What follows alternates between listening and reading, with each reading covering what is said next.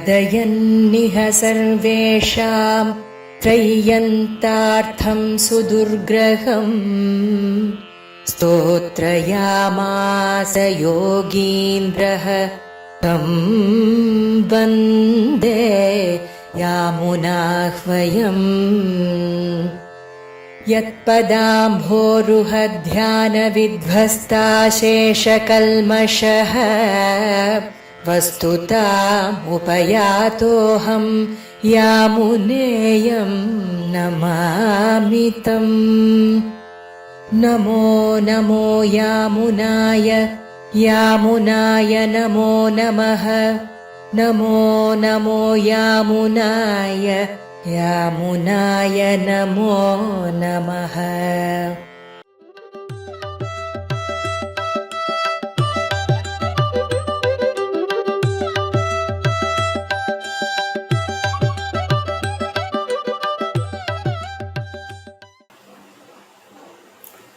स्वादयन्निह सर्वेषां त्रय्यन्तार्थं सुदुर्ग्रहम् स्तोत्रयामास योगीन्द्रः तं वन्दे यामुनाह्वयम्। नमो नमो यामुनाय यामुनाय नमो नमः। नमो नमो यामुनाय यामुनाय नमो नमः।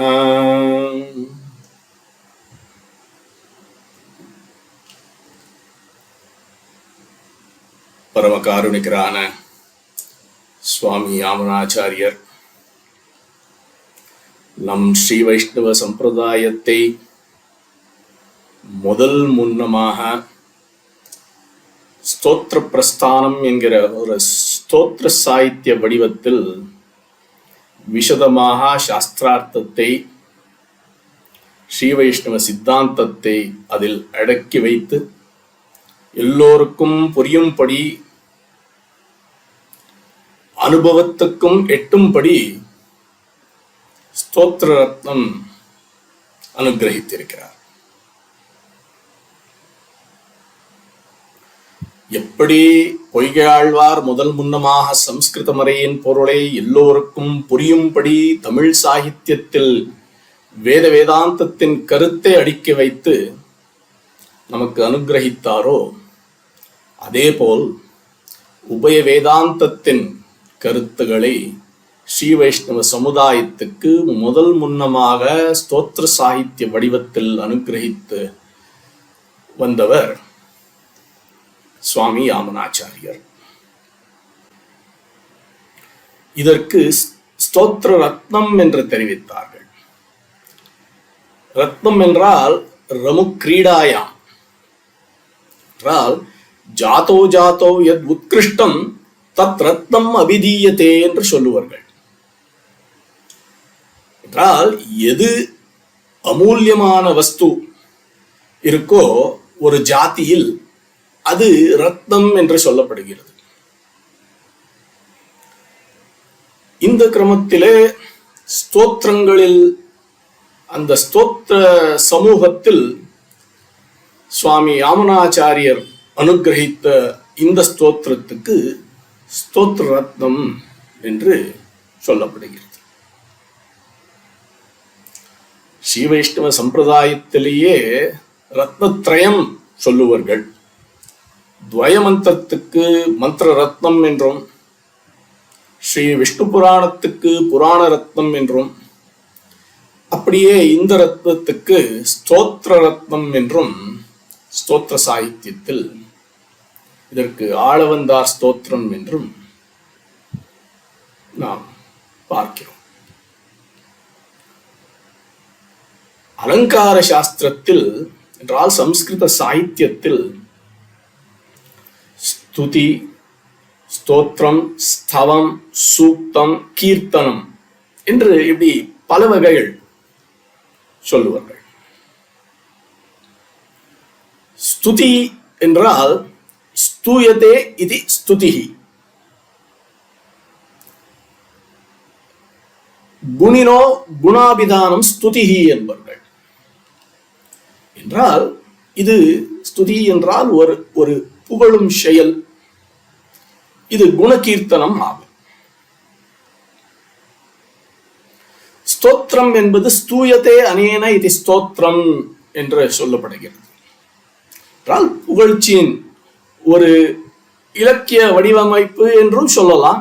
இங்க கரணார்த்தே சொல்லப்படுகிறது.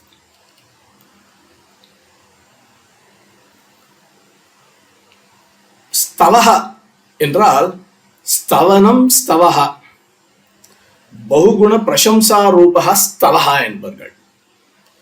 இப்போ கவனம் இல்லையோ அதே போல ஸ்தவனம், இது ஒரு புகழ் பாடல், மகிமை பாடல் ஆகும். சூக்தம் என்பது சு உக்தம்.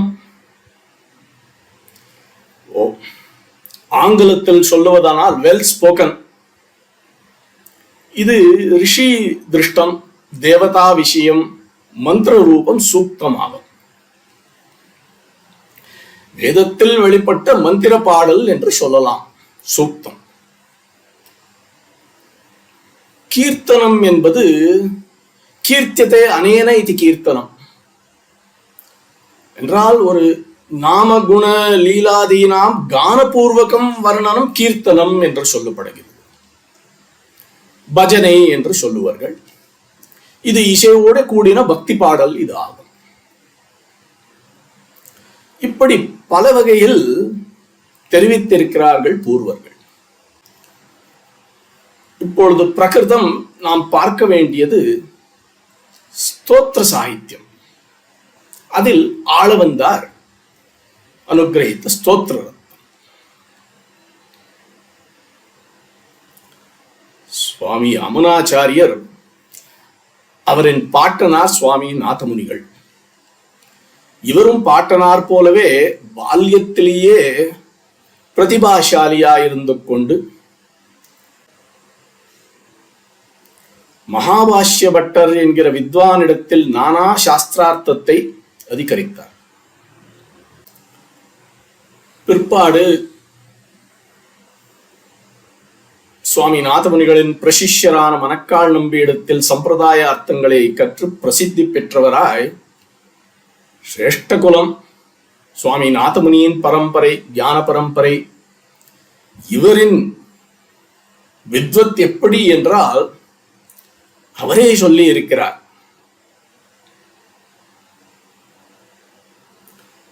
ஒரு சமயம் அக்கியாழ்வானின் ஒரு சோழராஜனின் சபையில்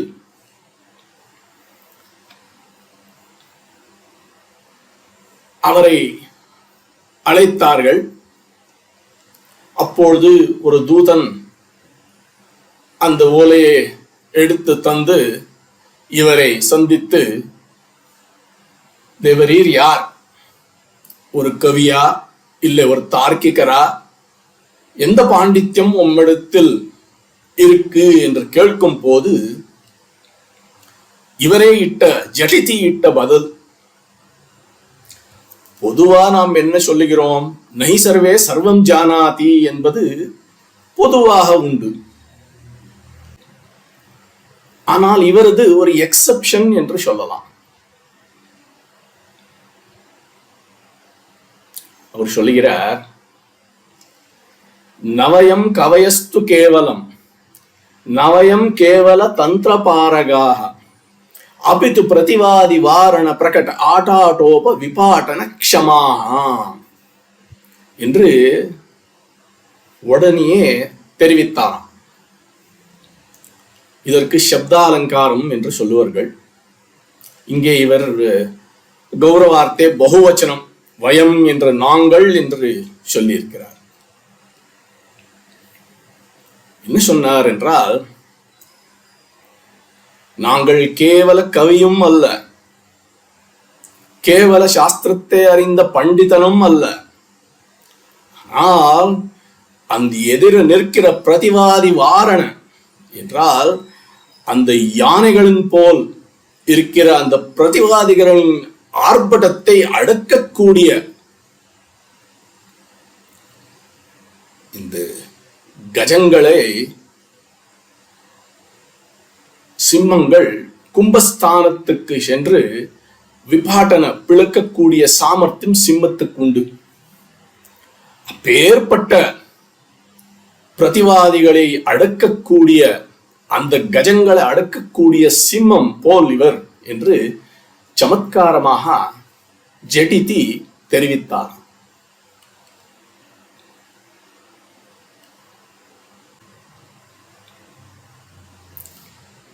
இவரை பற்றி கேட்டறிந்த அக்கி ஆழ்வான் என்ன, சோழராஜா என்ன விஸ்மிதராய் அவரை ஆஸ்தானத்துக்கு வரும்படி ஓலையிட, இவர் அந்த ஓலையை திரஸ்கரித்தாராம். இத்தை அறிந்த ராஜா அவரை ராஜப்பல்லக்கில் எழுந்தருள பண்ண, சபையில் அவரை சன்மானிக்க, அப்பொழுது ராஜா கேட்டானாம், ஏன் ஓலையை கிழித்தீர், திரஸ்கரித்தீர் என்று. அப்பொழுது அங்கே கூட சமத்காரமாக ஜடித்தி அவரிட்ட பதில், ஆசைலாத் அத்ரிகன்யா சரணகிசலையா ஞாசதன்யோபகண்டாத். இந்த சமத்காரத்தை கவனிக்க, ஆரக்ஷா நீத சீதா முக கமல சமுல்லாச ஹேதோஷ்ச சேதோஹோ ஆச்ய பிராச்ய பிரதிச்ச க்ஷிதிதர யுகளாத் அர்க்க சந்திராவதம் சாத் மீமாம்சா சாஸ்திர யுக்ம ஸ்ரம விமலமனாக மிருக்யதாம் மாத்ருஷோன்யஹ. இது ஒரு சமத்காரமாக அவர் அனுகிரகித்த ஒரு முக்தகம். தன்னை பற்றி சொல்லிக் கொண்டிருக்கிறார். ஆசைலாத் அத்ரிகன்யா, யாரவள்? அத்ரிகன்யா பார்வதி. அவளின் சரண கிசலையா, அவளின் கால்களால் தன்யனாக இருக்கிற அந்த கைலாச பர்வத்தம் இருக்கே, அந்த கைலாசம் என்ன உத்தரத்தில், ஆரக்ஷா நீத சீதா முக கமலம் சமுல்லாச ஹேதோஷ்ட சேதோஹோ. உத்தரத்தை சொல்லுவது இவர் சாதாரணமாக ஆசேது ஹிமாச்சலம் என்று சொல்லியிருக்கலாம். ஆனால் அவர் அப்படி சொல்லாமல் அந்த கைலாசத்தை இப்படி வர்ணித்தார் இவர். அதே தட்சிணத்தில் இருக்கக்கூடிய அந்த ராமசேத்துவை வர்ணித்துக் கொண்டிருக்கிறார். இப்பொழுது தட்சிணத்தில், நார்த் டு சவுத். சீதையானவள் ராவண வசத்திலேந்து தப்பித்து ராட்சச சம்பந்தம் விட்டு அவளுக்கு ஆரிய சம்பந்தம் உண்டானதற்கு ஒரு அடையாளம் அவளின் அந்த முக உல்லாசமாம். அவளின் அந்த முக உல்லாசத்துக்கு ஹேத்து அந்த ராமசேது தர்சனம் என்று தெரிவித்துக் கொண்டு இருக்கிறார். இந்த பாண்டித்யத்தை, இந்த சமத்காரத்தை கவனிக்க, கைலாசம் தொடங்கி ராமசேது வரிலும் என்ன, அடுத்து ஆச்ச பிராச்ச பிரதீட்ச க்ஷிதிதர யுகலாத் அர்க்க சந்திராவதம் சாத் என்று தெரிவித்தார். இது ஈஸ்ட் டு வெஸ்ட் சொல்லிக் கொண்டு இருக்கிறார். இப்போ க்ஷிதிதர என்றால் கிரி பர்வதம், யுகலம் என்றால் இரண்டு. இந்த இரண்டு பர்வதத்தை வர்ணித்துக் கொண்டிருக்கிறார் இவர். அவதம்சம் என்றால் அந்த சிரோபூஷணம். ஒரு பர்வதத்துக்கு சிரோபூஷணம் சூரியன், இன்னொரு பக்கம் கிரிக்கு சிரோபூஷணம் சந்திரன். பிராச்சிய பிரதீட்ச பர்வதங்களை சொல்லிக் கொண்டிருக்கிறார். பிராச்சியா என்றால் ஈஸ்ட், பிரதீச்சி என்றால் வெஸ்ட். இப்படி ஈஸ்ட் டு வெஸ்ட் பார்த்தால் என்ன, நார்த் டு சவுத் பார்த்தால் என்ன, ஆசேது இமாச்சலம் தன்னுடைய பாண்டித்ய சாமர்த்தியத்தை இப்படி ஒரு சமத்காரமாக தெரிவித்துக் கொண்டு மீமாம்சா சாஸ்திர யுக்ம ஸ்ரம விமலமனாகாம் மிருக்யதாம் மாத்ருஷோன்யஹா என்று தெரிவிக்கிறார். என்றால் ஆசேது ஹிமாச்சலம் என்ன, சூரிய சந்திரரின் உதயகிரி அஸ்தமகிரி நடுவில் உள்ள யாராவது மீமாம்சா சாஸ்திர யுக்ம என்றால் பூர்வ மீமாம்சம் என்ன, உத்தர மீமாம்சம் என்ன, இவ்விரண்ட சாஸ்திரத்தின் ஞானத்தாலே ஷமித்து அஞ்ஞானமே இல்லாதபடிக்கு ஒருவனுக்கு அவன் கிரந்தமே தொடலே என்றால் அவன் சுகி. ஆனால் கிரந்தத்தில் பிரவேசித்தவன் ஷமித்து ஞானம் பெற வேணும். அப்பொழுதுதான் சந்தேகம் எழும். அத்தை பரிகரித்துக் கொண்டு மீமாம்சா என்பது ஒரு விசாரம், ஒரு வேதத்தின் அர்த்த நிர்ணயம். இத்தை சம்பாதித்துக் கொள்ள வேணும். சந்தேகமே இல்லாதபடிக்கு சம்பாதித்துக் கொள்ள வேணும். இத்தை தெரிவித்துக் கொண்டிருக்கிறார். மிருக்யதாம் என்றால் தமக்கு சமனாக இன்னொருவன் தேடி பாருங்கோள் என்று தெரிவித்தாரா சோழ சபையில். இது ஒரு ஜெட்டிதி இன்ஸ்டன்டேனியஸ் கம்போசிஷன், சுவாமியின் கம்போசிஷன். இதுதான் அவருடைய சாமர்த்தியம்.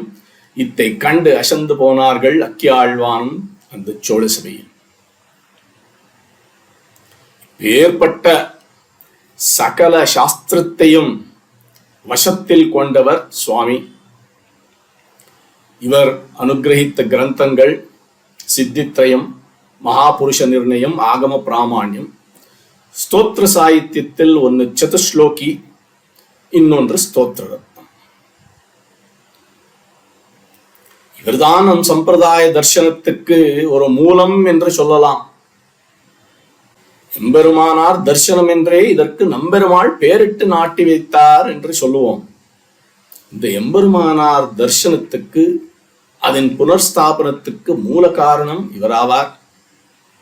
இவர் அன்று சுவாமி ராமானுஜருக்கு பண்ணின அந்த கடாட்சத்தாலே தான் அந்த எம்பெருமானார் தர்சனம் ஸ்தாபனம் ஆவதற்கு காரணமாயிற்று. இப்பேற்பட்ட சுவாமி நமக்காக, சம்சாரிகளுக்காகவே அனுகிரகித்தது இந்த ஸ்தோத்திர ரத்னம். இதற்கு 2 ஆச்சாரியர்கள், சுவாமி பெரியவாச்சான் பிள்ளை என்ன, சுவாமி வேதாந்தாச்சாரியர் என்ன, ஒன்று திராவிடம், இன்னொன்று சம்ஸ்கிருத வியாக்கியானம் அனுகிரகித்திருக்கிறார். அவற்றை அனுசரித்து அவகாசம் இப்பொழுது அனுபவிப்போம்.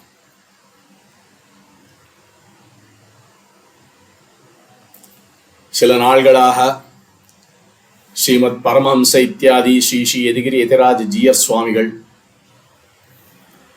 ஸ்ருதிஸ்தானத்தில் திவ்ய பிரபந்த தாரா என்கிற ஒரு திராவிட ஸ்துதி அனுபவத்தை நம் எல்லோருக்கும் பல வித்வான்களை கொண்டு பிரசரணம் பண்ணி கொண்டு வந்தார். இப்பொழுது சுவாமி புனக அவரின் சங்கல்பத்தாலே ஸ்மிருதி ஸ்தானத்தில் உபபிரம்மணமாக ஸ்தோத்ரதாரா என்கிற வாக் பிரவாகத்தை நடத்தி கொண்டு வருகிறார். அதில் பிரகிருதம் இப்போ ஸ்தோத்திர ரத்னம் நடந்து கொண்டு வர, அதில் அடியேனுக்கு ஸ்லோகம் 15 தொடங்கி 18 முதல் அதன் சாரத்தை உபன்யசிக்க வேணும் என்று ஸ்ரீ ஸ்ரீ ஜீய சுவாமியின் நியமனத்தை அனுசரித்து சுவாமிக்கு அடியனுடைய நமனங்களை தெரிவித்துக் கொண்டு யதாசக்தி விண்ணப்பிக்கலாம் என்று இப்பொழுது ஆரம்பிக்கிறேன்.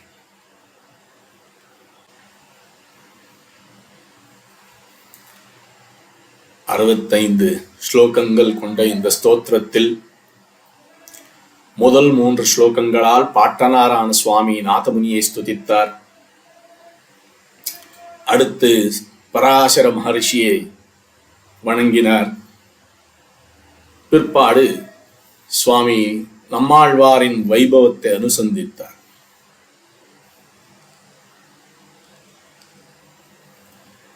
எம்பெருமானின் வைபவம் கொண்டாடத் தொடங்கி இவர் திடீரென அவனை கொண்டாட தெரியாமல் நிற்க, வேதமே ஒரு சமயம் சொல்லித்து யதஹ வாசக நிவர்த்தந்தே, வேதமே ஒரு அளவுக்கு எம்பெருமானை ஸ்துதிக்க தெரியாமல் நிற்க இவரும் சங்கோச்சப்பட்டார். இருந்தாலும் இவராலே முடியாது என்ற நிச்சயத்தை, அந்த நைச்சத்தை அனுசந்தித்தார். இருந்தாலும் அறிந்தார், எம்பெருமான் என்கிற ஒரு கடல், அந்த சமுத்திரத்தில் ஒரு மலை முழுகினால் என்ன, இல்லை ஒரு சிறிதான ஒரு கல் முழுகினால் என்ன, முழுகினதோ சத்தியம்தானே என்று அவரே நிச்சயித்துக் கொண்டு புனக அவனை அனுசந்திக்க தொடங்கினார். ஸ்லோகம் 9 தொடங்கி 14 பரியந்தம் பரக்காக எம்பெருமானின் பரத்வத்தை அனுசந்தித்தார். 14வது ஸ்லோகத்தின் முடிவில் கேனவா ஏஷः பரவான் இது ஷக்ய சங்கः என்று தெரிவித்தார். இப்படி ஸ்ரீமன் நாராயணன் தான் பரன் என்று கீழ் ஸ்லோகங்களால் நிர்ணயித்து அந்த சங்கையே வேண்டான் என்று ஸ்பஷ்டமாக தெரிவித்தார் சுவாமி. அடுத்து 2 ஸ்லோகங்களால் அது நமக்கு இப்பொழுது பிரகிருதம். அதில் யார் அவனை அறிய முடியும், யாருக்கு முடியாது என்பதை தெரிவித்துக் கொண்டு இருக்கிறார்.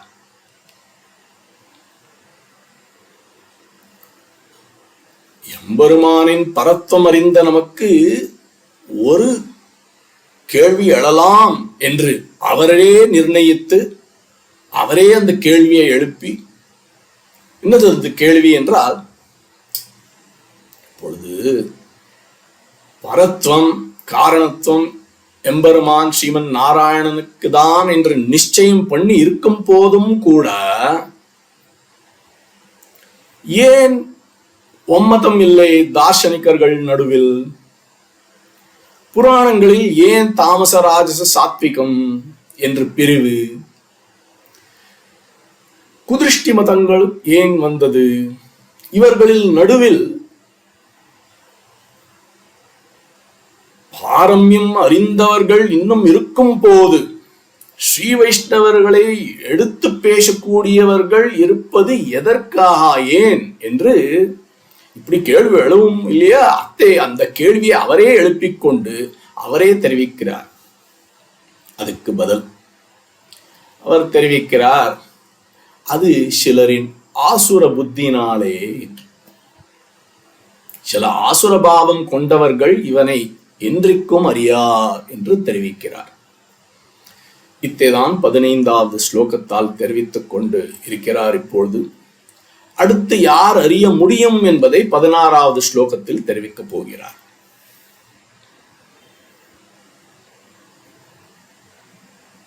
இந்த விஷயத்தை கீதாச்சாரியன் ஏற்கனவே சொல்லி இருக்கிறான்.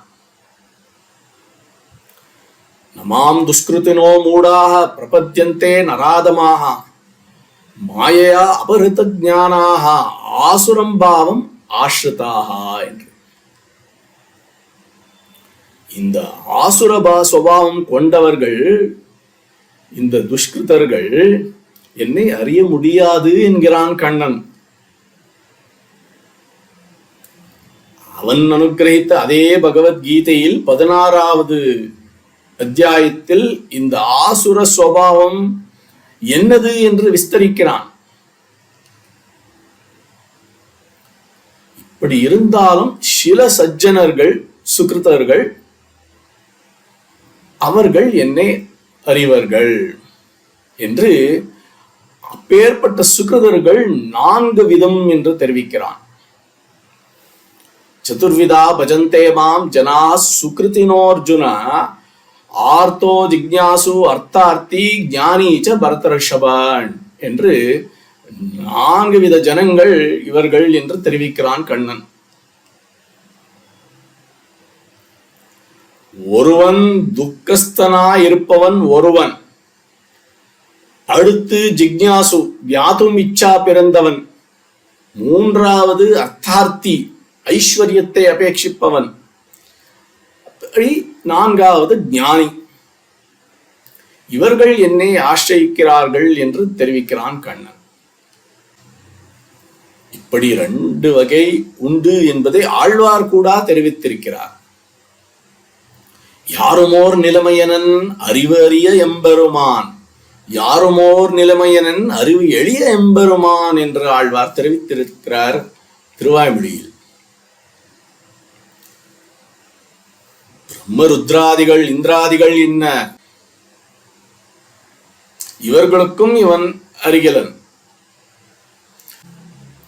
ஆனால் ஒரு குரங்கு, ஒரு இடைச்சி, ஒரு எளியவன் கூட இவர்கள் பக்தர்கள் அவனை அறிகிறார்கள் என்று தெரிவிக்கிறார் ஆழ்வார். இப்படி கண்ணன் தெரிவித்ததை, ஆழ்வார் சொன்னதை சுவாமி ஆளவந்தார் இப்பொழுது இந்த ஸ்லோகத்தால் நிர்வகித்துக் கொண்டு வருகிறார். எப்படி தாரையானவள் ஸ்ரீராமனை ஸ்துதிக்கும் போது துவம் அப்ரமேஷ்ட ஜிதேந்திரியஷ்ச என்று ஸ்ரீராமனுக்கு மங்களாசாசனம் ஆரம்பித்தாளோ, அதே கிரமத்தில் ஆளவந்தார் துவாம் என்றால் பெரியவர்களுக்குள் பெரியவன் இவன் என்று இந்த சம்போதனையின் பிரயோகம் இப்படி தெரிவிக்கிறார். துவம் ததிதி பிரசித்தோ, அப்பேற்பட்டவன் என்று துவாம் என்றால் ஆளவந்தார் ஆரம்பிக்கிறார். எப்பேற்பட்டவன் என்றால் இந்த தாரை சொன்னாலே அப்பேற்பட்டவன் என்று இந்த ஸ்லோகத்தை ஆரம்பிக்க போகிறார். அந்த ஸ்லோகத்தை அனுசந்திப்போம். त्वां शीलरूपचरितैः परमप्रकृष्टसत्त्वेन सात्विकतया प्रबलैश्च शास्त्रैः प्रख्यातदैव परमार्थविदां मतैश्च नैवासुरप्रकृतयः प्रभवन्ति बोद्धुम्. இந்த ஆசுரபாவம் படைத்தவர்கள் ந பிரபவந்தி போத்தும் என்கிறார். இங்கே பிரஹலாதன், விபீஷணன் இங்கே எக்ஸப்ஷன்ஸ். இவர் ஆசுர குலம் என்று சொல்லாமல் ஆசுர பாவம் கொண்டவர்கள் என்று தெரிவித்துக் கொண்டே இருக்கிறார். இங்கே இந்த ஸ்லோகத்தை இதனுடைய அன்மையும் பார்ப்போம். துவாம் ஷீலரூப சரிதைஹி பரம பிரகிஷ்ட சத்வேன சாத்விகதையா பிரபலைஷ்ட சாஸ்திரைஹி பிரக்யாத தெய்வ பரமார்த்த விதாம் மதைஷ்ட ஆசுர பிரகிருதைய போத்தும் ந பிரபவந்தி என்பது இந்த ஸ்லோகத்தின் அன்வயம்.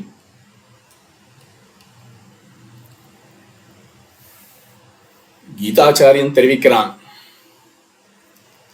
தேஷாம் சததயுக்தானாம் பஜதாம் பிரீதிபூர்வகம் ததாமி புத்தியோகம் தம் ஏனமாம் உபயாந்தி தே என்று 10வது அத்தியாயத்தில். என்றால் அவன் தெரிவிக்கிறான், யாருக்கு என்னிடத்தில் ஆபிமுக்கியம் உண்டோ பக்தி பண்ணுபவர்களுக்கு என்னை அடைய அந்த புத்தியே தருகிறேன் என்கிறான் கண்ணன்.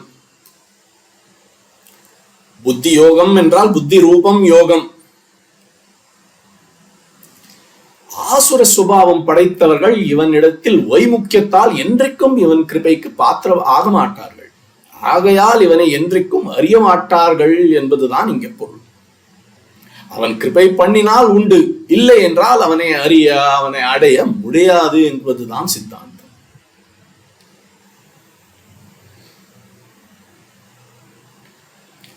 துவாம் ஷீலரூப சரிதைஹி என்று ஆரம்பித்தார். அவனுடைய அனுசந்தானம் எம்பெருமான் என் ஷீலஹ என்கிற ஒரு குணத்தை சொல்லிக் கொண்டு இருக்கிறார் ஆரம்பத்தில். இவன் சில குணங்களை அறிவித்து, இந்த குணங்கள் ஆசுர சுபாவம் கொண்டவர்கள் என்றைக்கும் அறிய முடியாது என்று தெரிவிக்கப் போகிறார் இந்த ஸ்லோகத்தால் சுவாமி. முதல் ஷீலஹ என்றால் என்ன? இவன் தான் எல்லாரை காட்டிலும் பெரியவன். இருந்தாலும் அவனுடைய சௌஷீல்யம் என்கிற ஒரு குணத்தாலே நீச்சரான நம்போல் சம்சாரிகளோட கூட அந்த சம்பந்தத்தை கொள்கிறான் இவன். ஸ்ரீ ராமாவதாரத்திலே இதை பார்க்கலாம். ஷபரி, குஹன், ஜாம்புவான் இவர்களோடு சம்பந்தம் பண்ணினான். ஸ்ரீ கிருஷ்ணாவதாரத்திலே கோகுலத்தில் உள்ள ஒன்னும் அறியாத கோபர்கள் என்ன, மாலாகாரன் என்ன, இவன் யசோதையாலே கட்டுப்பட்டவன் இவன். இந்த சௌலபியம் என்பது இவர்களிடத்தில் அவன் வைத்த ஸ்நேகம், பிரீத்திதான். இதுதான் அவனின் சௌஷீல்யம் என்று தெரிவிக்கிறார். ஆழ்வார் தெரிவிக்கிறார், பத்துடே அடியவர்க்கு எளியவன், பிறர்களுக்கு அரிய வித்தகன் என்று. ஆஷ்டிரர்களுக்கு அடியார்களுக்கு இவன் பகு சுலபன், பிறர்களுக்கு துர்லபன் என்று. இது இவனின் குணங்களில் முதல் அனுசந்தானம் ஷீலக. துவாம் ஷீல ரூப சரிதைகி. அடுத்தது ரூபம். எம்பெருமானுக்கு அசாதாரணமான திவ்ய ரூபம் உண்டு என்று ஸ்ருதி தெரிவிக்கிறது.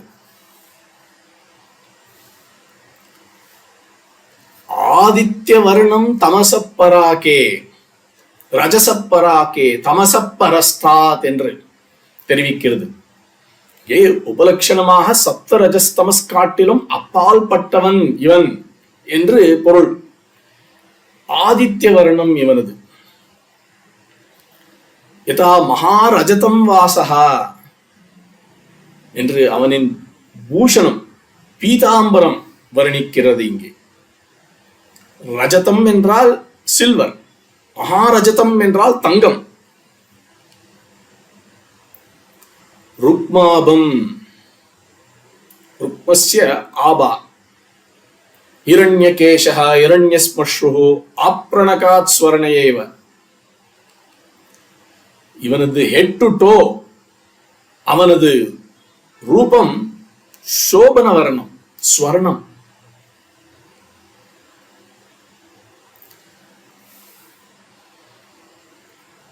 சுவாமி பராசர பட்டர் ஸ்ரீ குணரத்ன கோஷத்தில் தெரிவிக்கிறார். எத்தூரே மனசோ எதேவ தமசப்பாரே எத்தத்யத்புதம் என்று தெரிவிக்கிறார் ஸ்ரீ குணரத்ன கோஷத்தில்.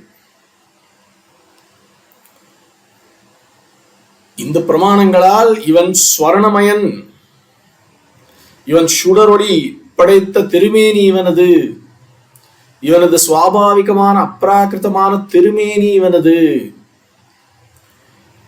நதஸ்ய பிரதிமா அஸ்தி என்று ஒரு இடத்தில் ஸ்ருதி சொல்லுகிறது, இன்னொரு இடத்தில் ஆதித்ய வர்ணம் என்று வர்ணத்தை விவரிக்கிறது. இங்கே கொஞ்சம் கான்ஃபிளிக்டிங்கா தோணும். both are contradicting each other. என்றால் பொருள் நம்மை போல பாஞ்சபௌத்திக சரீரம் அன்று இவனது என்று இங்க பொருள். ந பூதசங்க சம்ஸ்தானம் இவனது, பூதசங்கமான திருமேனி கிடையாது என்கிறது இந்த ஸ்ரீமத் பாரதத்தின் வச்சனம். இவனது அப்ராகிருதமான மூர்த்தி பஞ்சோபனிஷத்மய திருமேனி.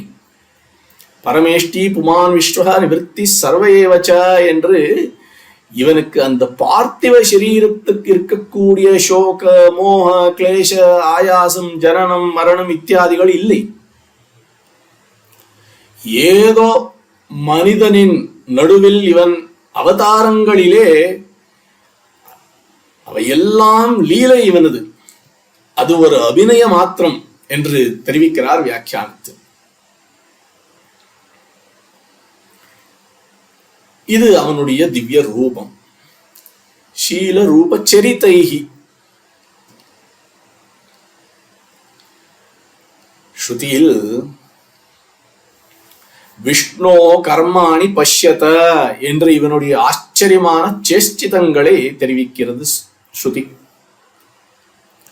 இவனுடைய வராக அவதாரம் என்ன, கிருஷ்ணாவதாரத்தில் இவன் பண்ணின லீலைகள் என்ன, சமுத்திர மதனம், இவெல்லாம் லோகமோக லீலைகள். இப்பேற்பட்ட லோகத்தில் லீலைகளை அவற்றுக்கு மூலமா இருக்கக்கூடிய இப்பேற்பட்ட எம்பெருமான் ரூபத்தை அனுபவித்தோம். அவனது சத்துவமயம் என்று தெரிவித்துக் கொண்டே இருக்கிறார் இங்கே. துவாம் ஷீல ரூப சரிதை பரம பிரகிருஷ்ட சத்வேன. இவன் பரன், பரம உத்கிருஷ்டமான சத்துவம் இவன், சத்துவமயன் இவன். சாத்விகதையா பிரபலைஷ்ய சாஸ்திரைஹி. இங்கே சரிதைஹி சாஸ்திரைஹி என்று திருத்தியா பகுவச்சனம் இரண்டும் இதெல்லாம் விசாரித்திருக்கிறார் வியாக்கியாதா வேதாந்தாச்சாரியர்.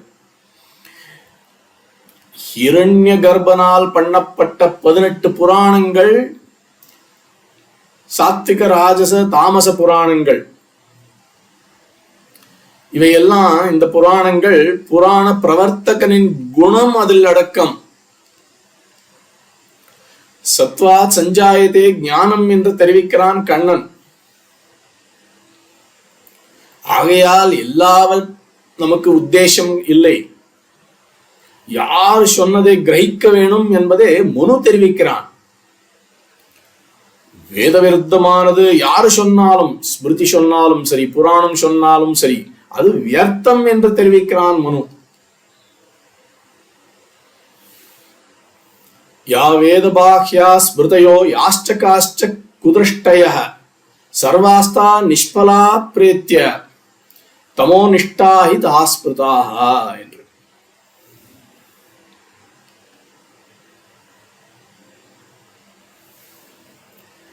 இந்த பிரமாணத்தை ஈட்டில் ஜீயர் அரும்பதத்தில் மகாபிரவேசத்தில் எடுத்திருக்கிறார். ஹரிபத்ர சூரி என்பவன் தர்சனங்களை பிரித்து தெரிவித்தான். பிரகஸ்பத்யாரஹதோ புத்தோ வேதமார்க்க விரோதினஹா என்று 6 அவைதிக பாஹ்ய தர்சனங்களை, 4 விதமான புத்தன் என்ன, அந்த பௌத்தன், ஆர்ஹதன், ஜெயினன், அப்படியே பிரகஸ்பதி கொடுத்த அந்த சார்வாகன், இந்த 6ம் கூட அவைதிக பாக்கிய தர்சனங்கள் என்று அவர் தெரிவித்து,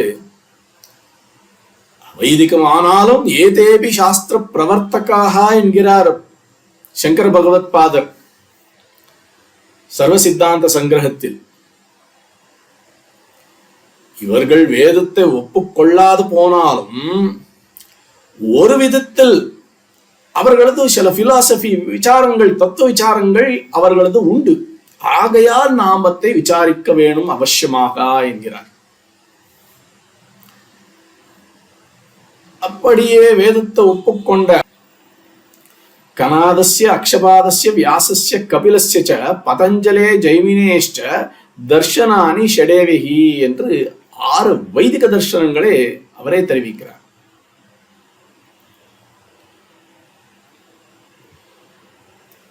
இங்கே மனு தெரிவித்தது சர்வாஸ்தா நிஷ்பலாக பிரேத்ய தமோ நிஷ்டாஹி தாஸ்மிருதாக என்று. சர்வாகதா நிஷ்பலாக, இதனாலே இந்த தர்சனங்களாலே ஏதும் பிரயோஜனம் இல்லை என்று தெரிவிக்கிறது. இது பிரேத்ய நிஷ்பலாக.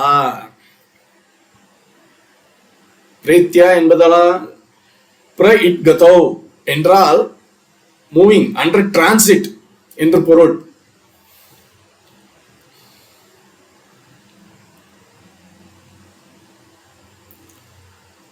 ஒரு ஆத்மா தேகம் விட்ட போது அதற்கு பிரேதம் என்றுதான் அடையாளம்.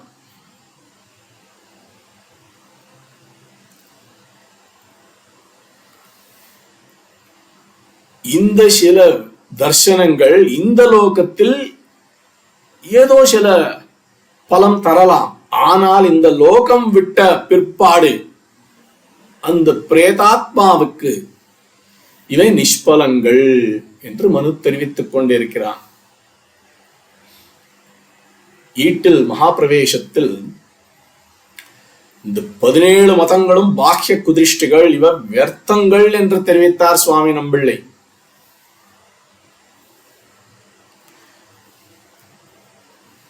இந்த நிஷ்பலாக பிரேத்யா என்பதற்கு ஜீயர் அரும்பதத்தில் பாரலௌகிக பிரயோஜன சூன்யங்கள் என்று தெரிவித்தார். இது தர்சனத்தின் விஷயம். புராண விஷயத்தை பார்க்கும் போது 18 புராணங்களில் 6 சாத்விகம், 6 ராஜசம், 6 தாமசம் 18 சதுர்முகன்தான் பண்ணினது. மத்ஸ்ய புராணத்திலும் கூர்ம புராணத்திலும் ஒரு வச்சனம் உண்டு. சங்கீர்ணா தாமசைவ ராஜசா சாத்விகாஸ்ததா கல்பாச்சதுர்விதாக புரோக்தாக பிரம்மணோ திவசாத்தியே என்று ஒரு பிரமாணம். என்றால் ஒரு பிரம்மாவின் ஆயுசுக்குள் 4 கல்பங்கள் வரும். ஒன்று தாமசம், ராஜசம், சாத்விகம், சங்கீர்ணம் என்று. அந்தந்த கல்பத்தில் பிரம்மனுக்கு தலையெடுக்கக்கூடிய தத்து குணானுசாரமாக அவன் உபதேசிப்பனாம். தாமச கல்பத்தில் ருத்ர மகாத்மியம், தேவதா மகாத்மியம் உபதேசிப்பன். ராஜச கல்பத்தில் தன்னுடைய ஸ்வமகாத்மியத்தை உபதேசிப்பனாம். மிஸ்ர கல்பத்தில் பித்ரு தேவதைகள் விசாரங்கள் இத்தியாதிகளை உபதேசிப்பனாம். ஆனா சாத்விகேஸ்வத கல்பேஷு மகாத்மியம் அதிகம் ஹரேஹே என்கிறது இந்த புராண வச்சனம். சாத்விக கல்பத்தில் தான் அதிகமாக விஷ்ணு மகாத்மியம் உபதேசிப்பன் இவன். அதுதான் சாத்விக புராணங்கள், ஸ்ரீ விஷ்ணு புராண இத்தியாதிகள். அவனுக்கு இந்த சத்தம் தலை எடுக்கும் போது உபதேசித்த வைபவம் தான் நமக்கு உத்தேசியம் என்றுதான் இந்த மனுவின் பிரமாணத்துக்கு ஒரு பொருள். சாத்விகதையா பிரபலைஷ்ட சாஸ்திரிய பிரக்யாத தெய்வ பரமார்த்த விதாம்மதைஷ்ட என்று தெரிவித்துக் கொண்டிருக்கிறார் இங்க ஆளவந்தார். வேத வேதாந்தத்தை தர்ஷித்து தத்துவ நிச்சயம் பண்ணின பரம வைதிக சித்தாந்தத்தை ஸ்தாபித்த மனு என்ன, வியாசர், பராசரர், சுக சௌனகாதிகள், வால்மீகி இவர்களதுதான் நமக்கு ஆப்த வச்சனமாகும் என்று இதன் பொருள். மகாஜனோ ஏனகதாக சபந்தாக என்று தெரிவிக்கப்படுகிறது. எத்யத் ஆச்சரித்தி ஸ்ரேஷ்ட தத்ததேவ இதரே ஜனாக என்று கண்ணன் கீதையில் தெரிவித்திருக்கிறான்.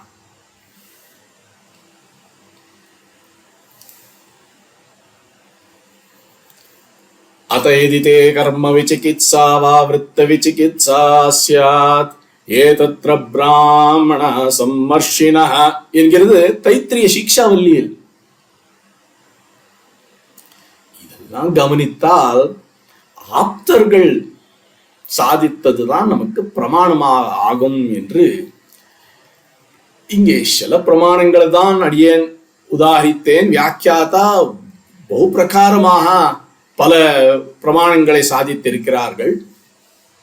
இருந்தாலும் 1-2 பார்ப்போம். ஸ்ரீமத் ராமாயணத்தில் அதுதான் நமக்கு ஆதிகாவியம், ஆதிகவி வால்மீகி. அவரின் வச்சனம் பார்த்தால் சஹிதேவேர் உதைர்ணஸ்ய ராவணஸ்ய வதார்த்திபிஹி அர்த்திதோ மானுஷே லோகே ஜக்ஞே விஷ்ணு சனாதனஹா என்று தெரிவிக்கிறது. சஹி தேவை என்றால் ஹி இது பிரசித்தோ என்பர்கள். சனாதனம் இது பிரசித்தனான விஷ்ணு மனித லோகத்தில் ஸ்ரீராமனாய் அவதரித்தான். உதீர்ணஸ்ய ராவணஸ்ய சமானாதிகரணம். இங்கே அந்த சதுர்முகனாலே வரம் பெற்ற கர்விதனான ராவணன் அவனின் சம்ஹாரணார்த்தம் தேவர்கள் பிரார்த்திக்க எம்பெருமான் அவர்களின் பிரார்த்தனை அனுசரித்து அவதாரம் பண்ணினான். அவன்தான் சனாதனன், பராத்பரன் என்று தெரிவிக்கிறது இந்த பிரமாணம்.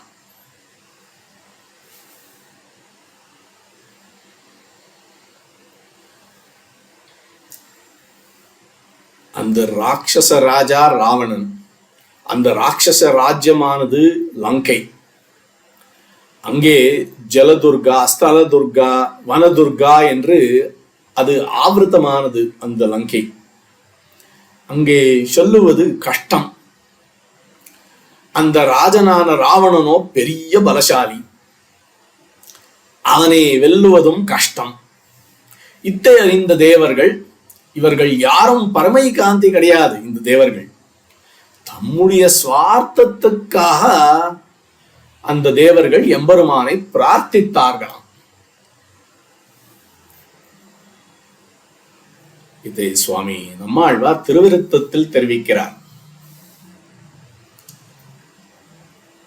நீளேறி வைத்தருளா என்று ராவணனை தகனம் பண்ணிவிடு என்று நின்னை விண்ணோர் தாள் நிலம் தோய்ந்து தொழுவர் என்கிறார் ஆழ்வார் திருவிருத்தத்தில்.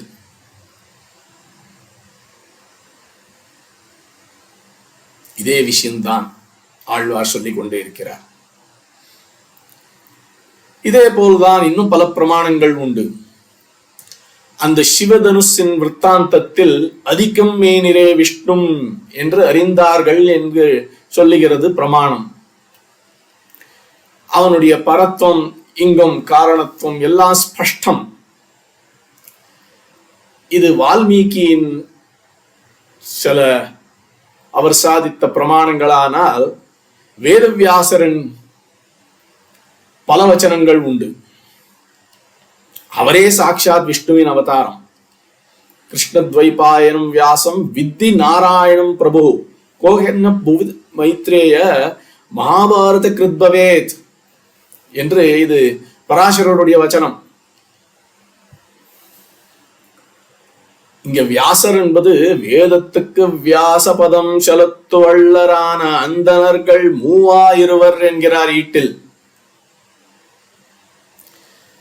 இங்கே பிரகிருதம் சொல்லிக் கொண்டு இருக்கிறது அந்த கிருஷ்ணத்வைபாயன வியாசர், சத்யவதி புத்திரன்.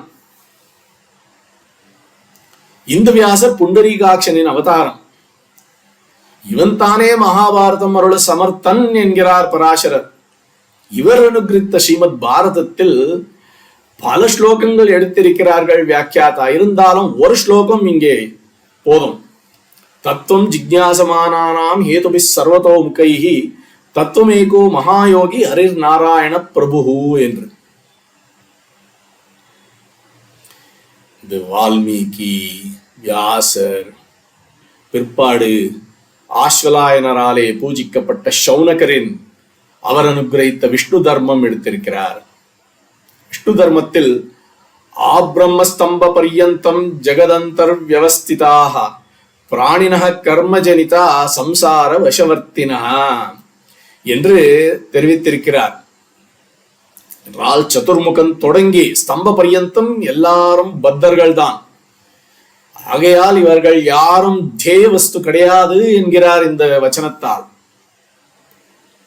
யஸ்மாத் தத் அமலம் பிரம்ம நிசர்காதேவ போதவத் தேயம் தியானவிதாம் சம்யக் தத் விஷ்ணோ பரமம் பதம் என்று அந்த கல்மஷமற்ற பரிபூர்ணனான சுவாபாவிகமாகவே அந்த பிரம்மசப்த வாட்சனான விஷ்ணு ஒருவனை தான் உபாசிக்க வேணும் என்கிறது இந்த வச்சனம். இதற்காகவே சௌனகர் அர்ச்சாரூபத்தை உபாசிக்கிற கிரமத்தை நமக்காக பாஞ்சராத்திர சாஸ்திரத்தில் தெரிவித்திருக்கிறார்.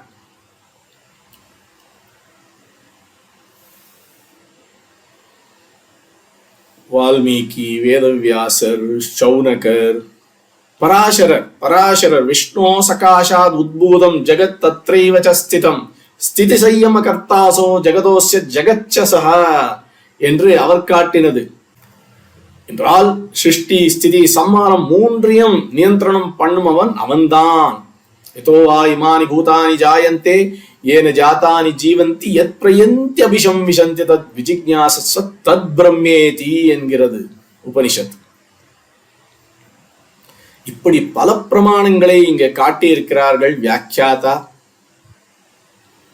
ஜிதந்தே என்ன, மனு ஸ்மிருதி என்ன, தக்ஷ ஸ்மிருதி என்ன, பிரஜாபதி ஸ்மிருதி என்ன, பிரகஸ்பதி ஸ்மிருதி என்ன, இதெல்லாம் இங்க சாதிக்கப்படுகிறது. இப்படி நமக்கு ஆப்தர்களால் தெரிவிக்கப்பட்ட எல்லோருக்கும் சம்மதமான இப்பேற்பட்ட ஆப்தர்களின் தர்சனங்களை இவ்வளவு பேர் இருக்கிறபடியாலே இங்க மதைஹி என்று பகுவச்சனம் பிரயோகம் பண்ணினார் சுவாமி ஆள வந்தார்.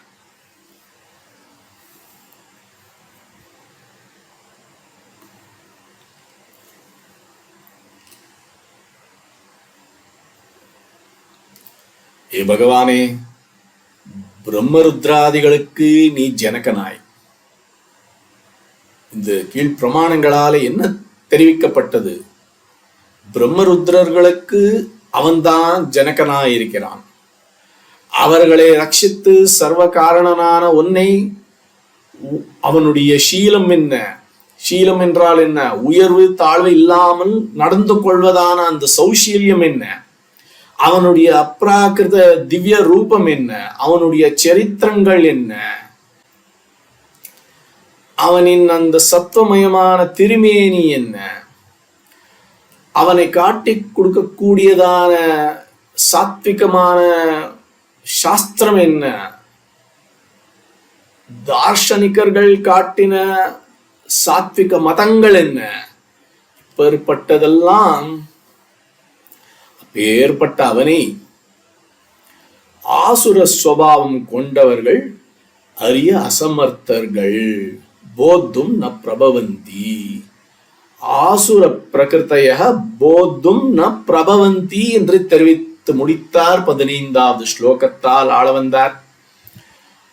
ஆசுர சுவாவம் என்பது தாமசி சுபாவம், ராட்சசி சுபாவம். இதை கீதாச்சாரியன் தெரிவித்திருக்கிறான் 16வது அத்தியாயத்தில்.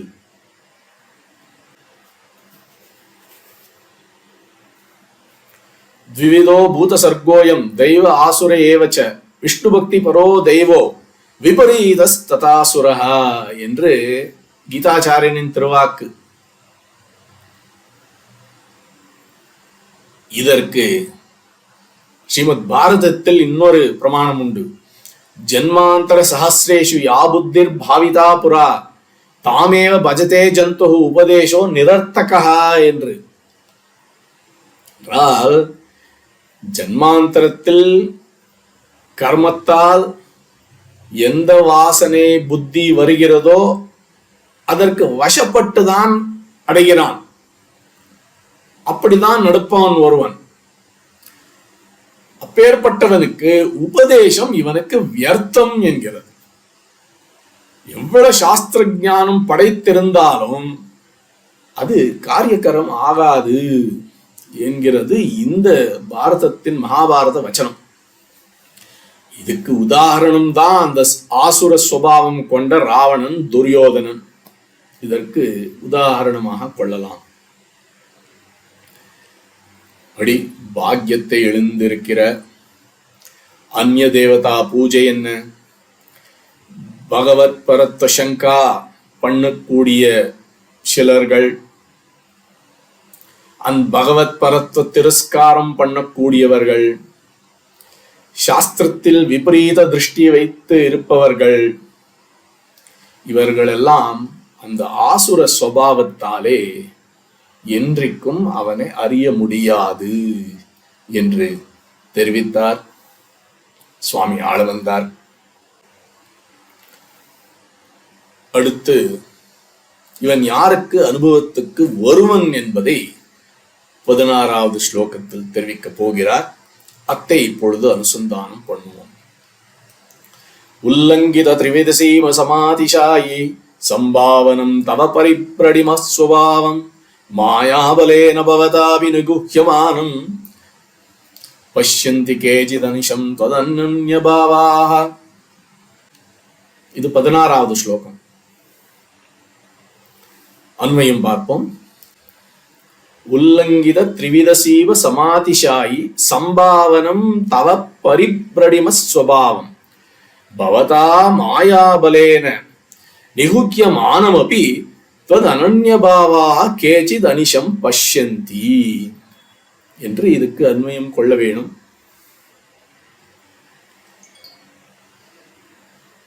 பதினைந்தாவது ஸ்லோகத்தில் அவனை அறியாமல் இருப்பதற்கு காரணம் ஆசுர சுபாவம் என்று தெரிவித்தார். இப்பொழுது அவனை அறிய காரணம் தெரிவிக்கப் போகிறார்.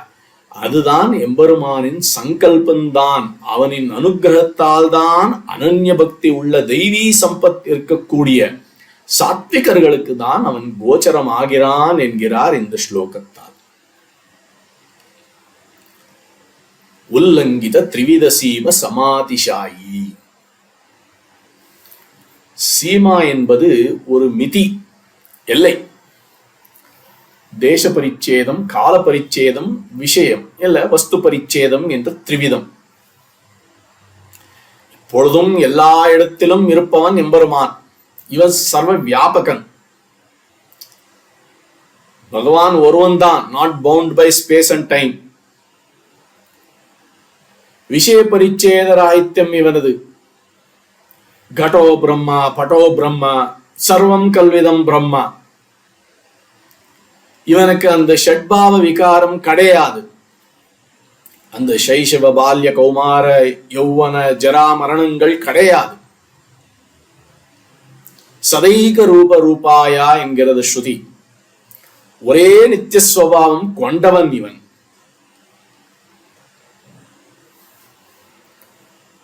சோதக வாக்கியம் என்று சத்தியம் ஞானம் அனந்தம் பிரம்மா என்கிறது ஸ்ருதி. ஸ்ரீபாஷ்யத்தில் 2வது அதிகரணத்தில் ஸ்பஷ்டமாக விசாரித்திருக்கிறார் ஸ்ரீபாஷ்யக்காரர். திரிகாலத்திலும் ஏக பிரகாரமாயிருப்பதுதான் சத்தியத்துவம். திரிகாலத்திலும் தேசாதிகளிலும் சர்வஜனாயிருப்பது ஞானத்துவம் ஆகும். பரிபூர்ணனாயிருப்பது அனந்தத்துவம். இப்படி இவனை போல் இன்னொருவன் இல்லை என்கிறது ஸ்பஷ்டமாக கீதையில் தெரிவிக்கிறான். நத்வத் சமோஸ்தி அப்யதிக குதோன்யஹா. ஆழ்வார் கூட தெரிவிக்கிறார். ஒப்பார் மிக்காரை இளையாய மாமாயா என்கிறார் ஆழ்வார். இதுதான் அந்த சமாதிஷாயித்வம். உல்லங்கித த்ரிவித சீம சமாதிஷாயி சம்பாவனம் தவ பரிப்ரடிம ஸ்வபாவம். மாயாபலேன குணத்தாலும் ஸ்வரூபத்தாலும் இவன் ஒருவன் தான் பெரியவன். உயர்வர உயர்நலம் உடையவன் இவன். உயர்வு என்றால் என்ன? பிரம்மணத்துவம் என்கிறார் ஆழ்வார். மாயாபலேன பேர்பட்ட இந்த பெரியவன் இவன் இருந்தாலும் அந்த பெரியதனத்தை இவன் அடக்கி வைத்துக் கொண்டானாம். அது எப்படி என்றால் அது அவனின் ஒரு அச்சிந்தியமான சங்கல்ப சக்தி. அதுதான் மாயா.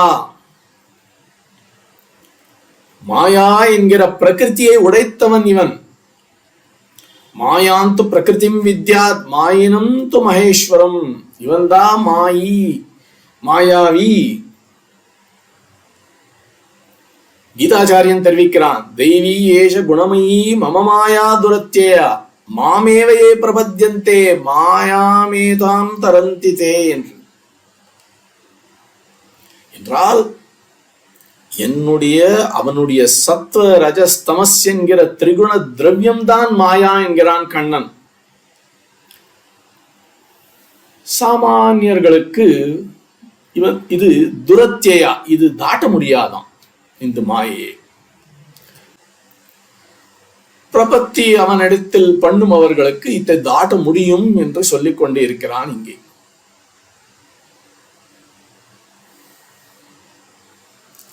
அந்த ஆசுர சுபாவம் உள்ளவர்கள் எப்படி இவர்கள் மோகித்து சிலுக்குவர்கள் என்பதை கண்ணனே தெரிவித்திருக்கிறான்.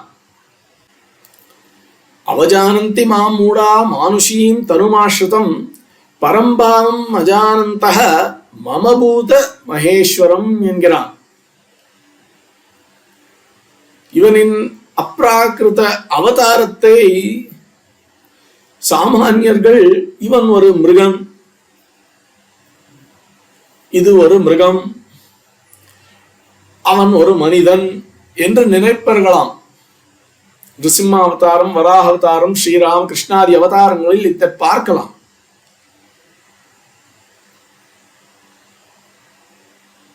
ஈஷன்னபி மகாயோகி சர்வஸ்ய ஜெகத பிரபு தேன வஞ்சதே லோகான் மாயா யோகேன கேசவஹ என்று ஒரு பிரமாணம். இது வியாசரின் வச்சனம் ஸ்ரீமத் பாரதத்தில்.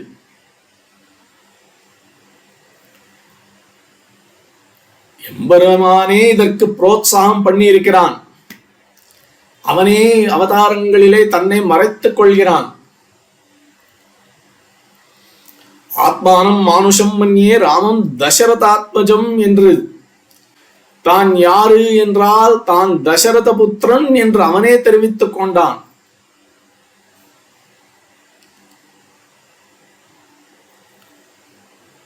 கோவர்தனகிரி ஆராதனம் கோபர்களுக்கு பண்ணு என்று தெரிவித்து அவனே போய் அதற்கு மேல் நின்ற போது நீ யாருப்பா என்று அவர்களை கேட்க அவன் தெரிவித்தது என் அகமோ பாந்தவோ ஜாதக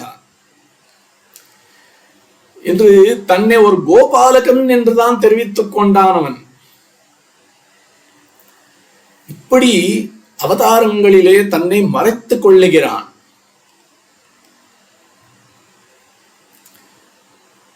தன்னை மறைத்துக் கொள்வது அவனின் பிரவೃತ್ತಿ. ராமகிருஷ்ணாதி அவதாரங்களிலே இதை பார்த்தோம்.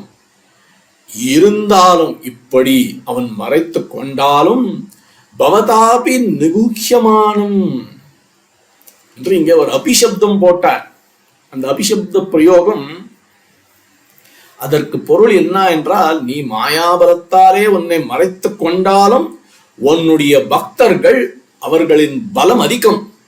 நீ மறைத்துக் கொண்டாலும் அவர்கள் உன்னை கண்டார்கள் என்று தெரிவிக்கிறது இந்த அபிஷப்தம்.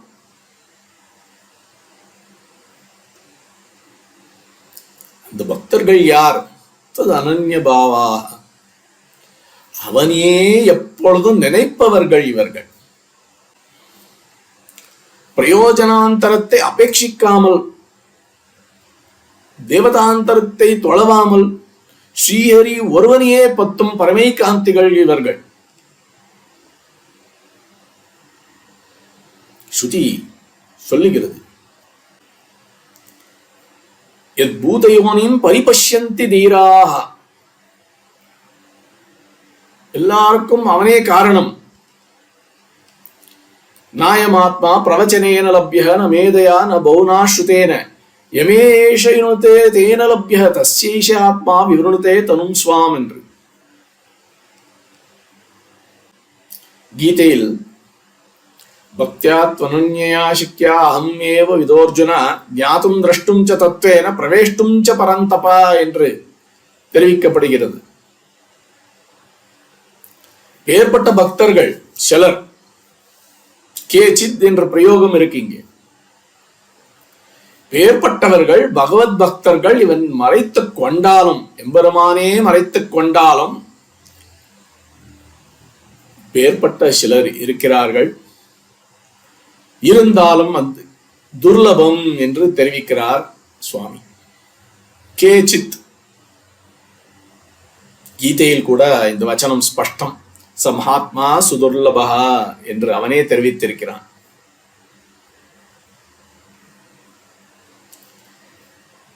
இதற்கு பௌஷ்கர சம்ஹிதையில் இன்னொரு வச்சனம் உண்டு. துர்லபா பகவத் யோக பாவினோ பூமி மானவாக தத் தர்சனா தத் ஆலாபாத் சுலபம் சாஸ்வதம் பதம் என்று ஒரு வச்சனம் உண்டு. இதே பொருள்தான். இவர்கள் சிலர் தான் இருப்பார்கள். இந்த கேச்சித் அவர்கள் பஷ்யந்தி. இந்த சிலர் சாஸ்திர ஞானத்தாலும் யோகத்தாலும் சாட்சாத்கரிப்பது அவர்களின் பிரவೃತ್ತಿ என்கிறார். அவனின் பிரவೃತ್ತಿ மறைத்துக் கொள்வது, இந்த பக்தர்களின் பிரவೃತ್ತಿ சாட்சாத்கரிப்பது. யோகின தம் பிரபஷ்யந்தி பகவந்தம் சனாதனம் என்று பாரதத்தில் வச்சனம். இது சனத் சுஜாத்தியத்தில் தெரிவிக்கப்படுகிறது. படி தத் அனன்ய பாவாக கேச்சித் அனிஷம் பஷ்யந்தி.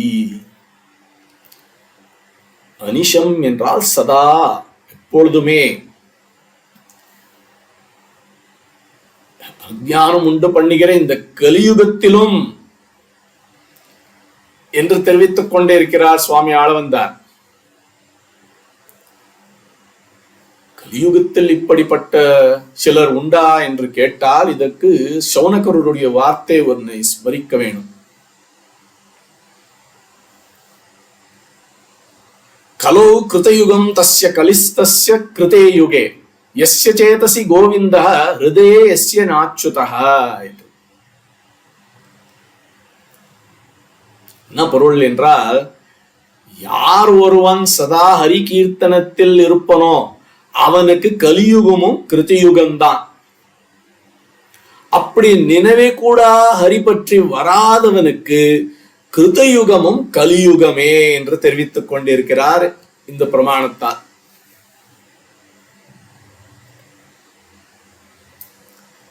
இப்படி சுவாமி இந்த 2 ஸ்லோகங்களால் யார் அவனை அறிய முடியும், யாருக்கு முடியாது என்பதை தெரிவித்தார்.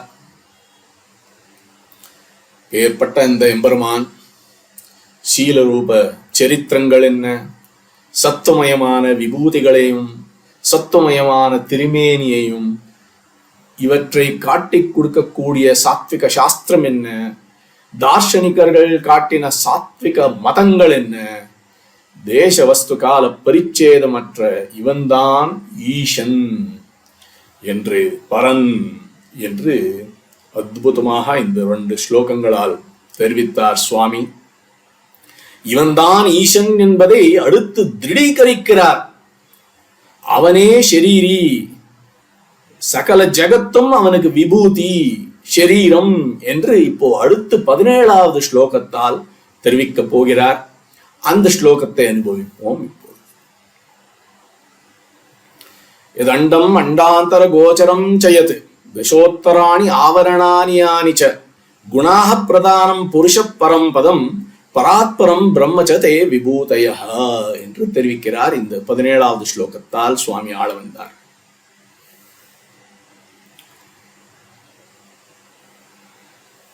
இதுவரிலும் தெரிவித்த அந்த பகவத் வைபவ விபூதிகளை விஸ்தரித்துக் கொண்டிருக்கிறார். இங்கே எது அண்டம் என்று தெரிவித்தார். இது ஜாத்தியேக வச்சனம்.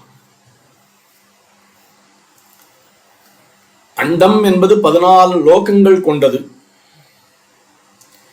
இப்படிப்பட்ட அநேக அண்டங்கள் கொண்ட இந்த சமுதாயத்தை சொல்லிக் கொண்டிருக்கிறார். இங்கே அகிலாண்ட கோட்டி பிரம்மாண்டத்துக்கு பகவான் ஒருவன் தான் நாயக்கன் என்று தெரிவித்துக் கொண்டிருக்கிறார்.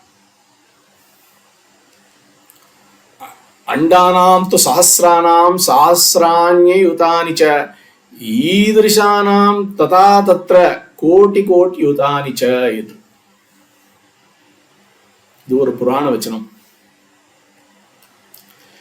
இந்த அண்டங்கள், அதுக்குள் அடங்கின 7 லோகங்கள் எல்லாம் உனக்கு விபூதி ஷரீரம் என்று திருவுள்ளம் ஆள வந்தாருக்கு. இங்கே அண்டாந்தர கோச்சரம் செய்யது.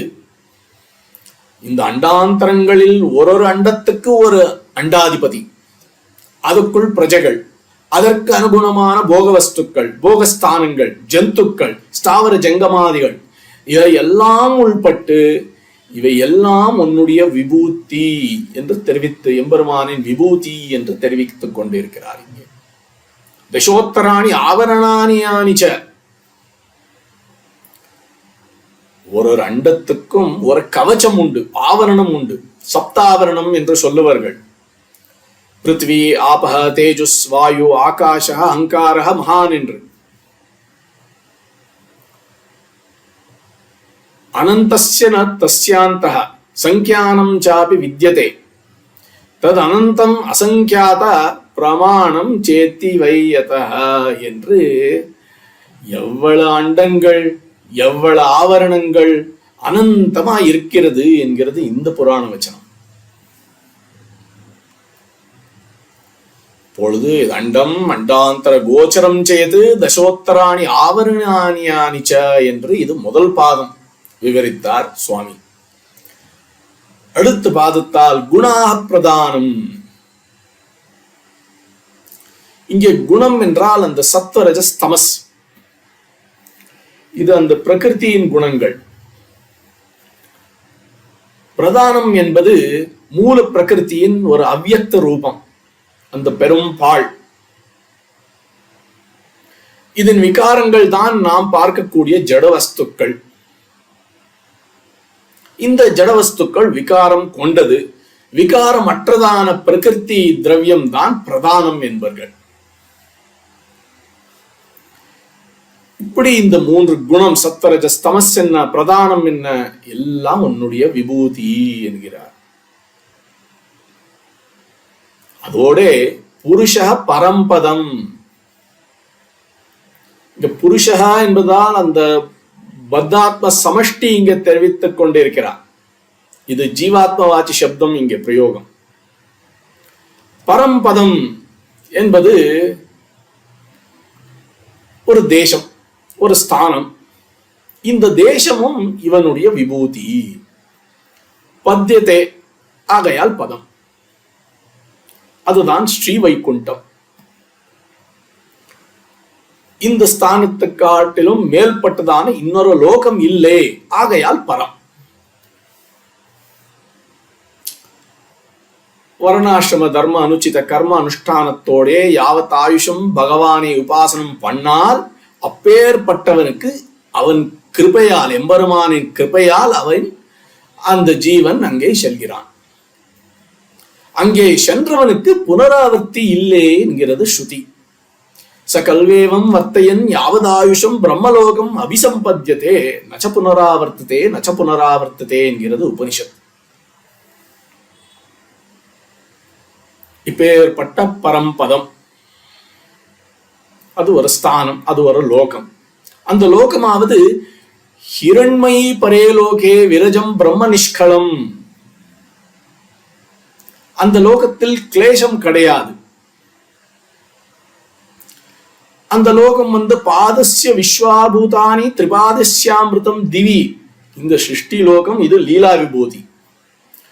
இதற்கு 3 மடங்கு பெரியது அந்த ஸ்ரீ வைகுண்டமா. தேஹ நாகம் மகிமானஸ்ஸ சந்தே யத்ர பூர்வே சாத்யா சந்தி தேவாஹா.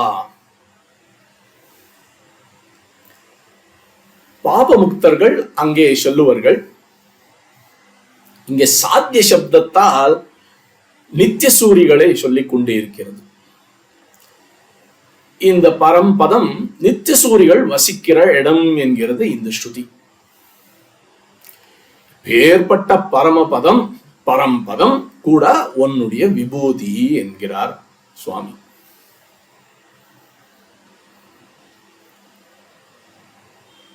மகாபாரதத்தில் இத்தை இன்னும் கொஞ்சம் விஸ்தரித்திருக்கிறார். ரம்யாணி காமச்சாரீனி விமானானி சபாஸ்ததா ஆக்ரீடா விவிதாராஜன் பத்மின்யஸ்ச அமலோதகாஹா என்று. இது ராஜன் என்று இருக்கிறபடியாலே இது பீஷ்மரின் வச்சனம் போல் இருக்கிறது. தர்மராஜாவுக்கு சொல்லிக் கொண்டே இருக்கிறான் பீஷ்மன். ஏதேவை நிறையாஸ்தாதா ஸ்தானஸ்ய பரமாத்மனஹா என்று இந்த பிரமாணம். அந்த பரமபதம் அந்த லோகத்தில் சஞ்சாரத்துக்கு விமானங்கள் உண்டாம், மண்டபங்கள் உண்டு, கிரீடாஸ்தானங்கள் உண்டு, சரோவரங்கள் உண்டு, ஸ்வச்ச தீர்த்தங்கள் உண்டு. அந்த லோகத்தை ஒன்ஸ் வி கம்பேர் பண்ணினால் பிரம்மருத்ராதிகள் லோகத்துக்கு இவையெல்லாம் நரக சமானம் என்கிறது இந்த பிரமாண பாரதத்தின் வச்சனம். ஆழ்வார் கூட இந்த பரம்பதத்தை நலமந்தமில்லதோர் நாடு என்று தெரிவிக்கிறார். முக்திர் மோக்ஷோ மகானந்தகா என்று அமரகோஷம். இந்த பரமபதத்துக்கு மகானந்தகா என்றே பேரு. அத்விதீயமான நாடு இது என்று தெரிவிக்கிறது இந்த பிரமாணங்கள். இன்னும் பல பிரமாணங்கள் எடுத்திருக்கிறார்கள் 2 வியாக்கியாத்தாக்கள். இருந்தாலும் சமய அபாவத்தாலே சிலது பார்த்தோம். இப்பொழுது இந்த ஸ்லோகத்தால் யதண்டம் அண்டாந்தர கோச்சரம் செய்யது தசோத்தராணி ஆவரணானி யானிச்ச குணாப்பிரதானம் புருஷ பரம்பதம் என்று இவை எல்லாம் எம்பெருமானின் அம்சங்கள், விபூதிகள், ஷரீரம் என்று தெரிவித்தார் சுவாமி பிரமாணத்துடன். சேஷங்கள் ஆகையால் இவை சேஷங்கள், இவன் ஒருவன்தான் சேஷி என்கிற நிச்சயத்தை இப்பொழுது திருடீகரித்தார் இந்த ஸ்லோகத்தால், 17வது ஸ்லோகத்தால்.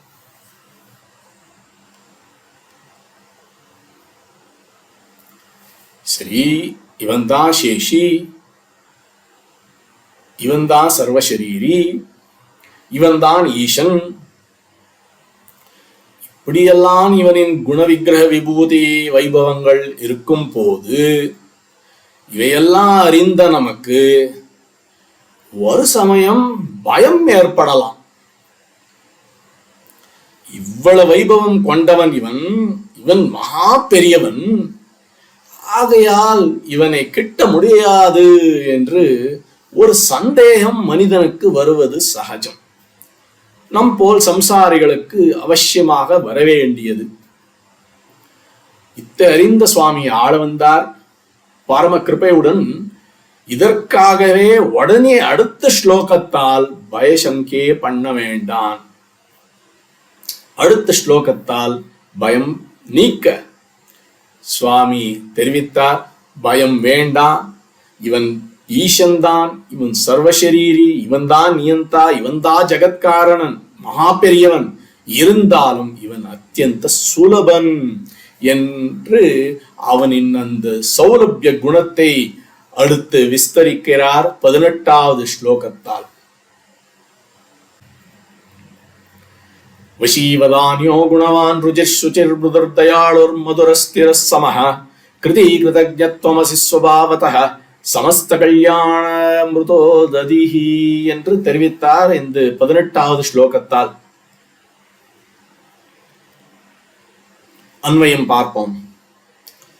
ஸ்வபாவதஹ வசி வதான்யஹ குணவான் ருஜுஹு சுச்சிஹி மிருதுஹு தயாளுஹு மதுரஹ ஸ்திரஹ சமஹ கிருதி கிருதஜ்ஞஹ துவம் சமஸ்த கல்யாண குணாமிருதோ ததிஹி அசி என்று இதனுடைய அன்வயம் இப்படி இருக்கும். சுவாமி ஆள வந்தார். இதுவரையிலும் எம்பெருமானின் பெருமையை கொண்டாடினார்.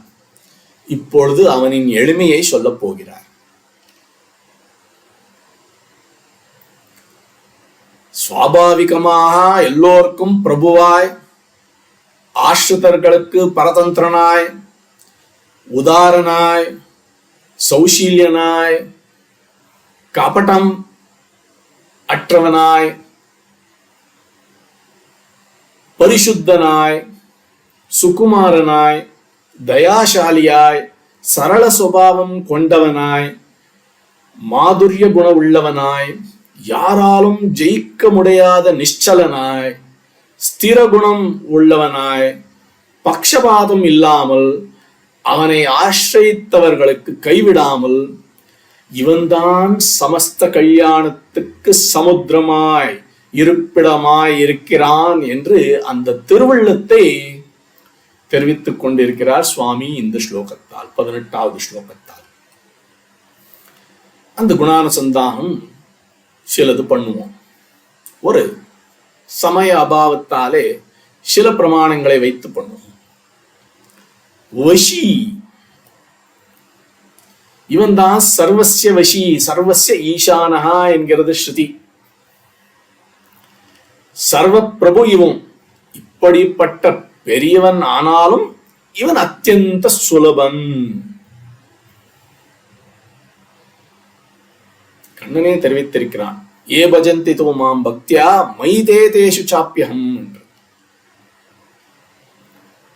எம்பெருமான் ஆஸ்ரித பரதந்திரன். அவனின் கிருத்தியங்களே இதுக்கு அடையாளம். தசரதனுக்கு தானே இச்சித்து புத்திரனாய் அவதரித்தான். யசோதையாலே கட்டப்பட்டான். பாண்டவர்களுக்கு தூதனாய், அர்ஜுனனுக்கு தேர் ஓட்டினான். இந்த எளிமை சுபாவம் எல்லாம் கவனிக்க வேணும் என்று திருவுள்ளம் சுவாமி ஆளவந்தாருக்கு. இவன் அடியார்களுக்கு வசப்பட்டவன் மட்டுமல்ல, வசி வதான்யக, எனக்கே தன்னை தந்த கற்பகம் என்கிறார் ஆழ்வார். கற்பக விருட்சமானது சொர்க்கலோகத்தில் இருக்கு. அங்கே சென்ற சிலருக்கு கேட்டதெல்லாம் தரும் அந்த விருட்சம். ஆனால் இந்த தயா என்கிற கல்பவல்லி இருக்கே, அது தன்னையே கொடுக்கக்கூடியது என்று திருவுள்ளம். தானே இருப்பாளனாக கொடுக்கும் அவன் என்கிறார் ஆச்சாரியர்.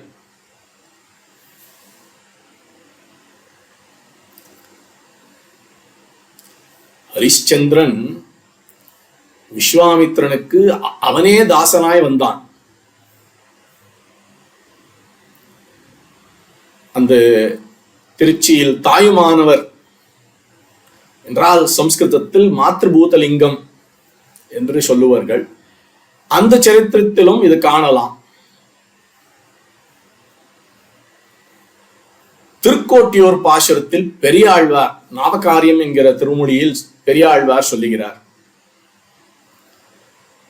அடியார்கள் என் தம்மை விற்கவும் பெறுவார்களே என்கிறார் பெரியாழ்வார். இது எல்லாம் ஜீவகோட்டி விஷயம். ஆனால் அந்த எம்பெருமானின் விஷயத்துக்கு வந்த போது பாண்டுரங்க சரித்திரம் அடியனுக்கு நினைவு வந்தது. சக்குபாய் வீட்டில் தானே வேலை செய்தான் அல்லவோ, அதுதான் வதான்யம். சரி, எங்கோ பண்டராபுரத்துக்கு போனோம், நம் ஊருக்கு வருவோம். திருநாராயணபுரத்தில் யாதவகிரி மகாத்மியத்தில் ஒரு வச்சனம், யதுகிரி தடபாகே யாச்சமானோ ததாதி ஸ்வபத கமல சேவா ராஜ்ய சாம்ராஜ்ய லக்ஷ்மி என்று யாதவகிரி மகாத்மியம் புராண வச்சனம். இந்த யதுகிரி யாதவாத்ரி என்பது ஒரே ஒரு மேலுக்கோட்டை, ஒரே ஒரு திவ்ய தேசம். இங்கே எம்பெருமான் தானே நம்மிடத்தில் யாச்சித்து கொடுப்பனாம்.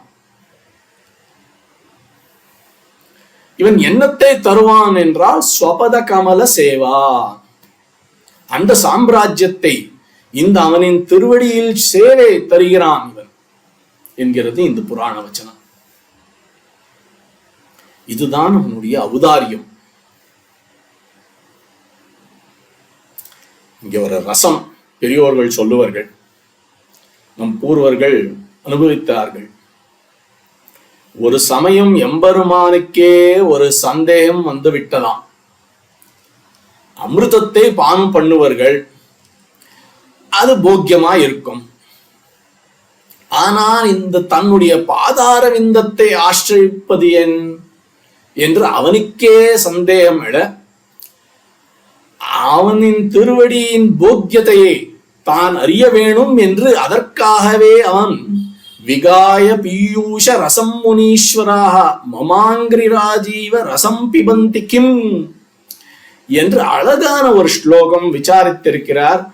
தன் திருவடியின் ஒரு பாகமான விரலை தானே வாயில் வைத்து அனுபவித்து பார்த்தானாம்.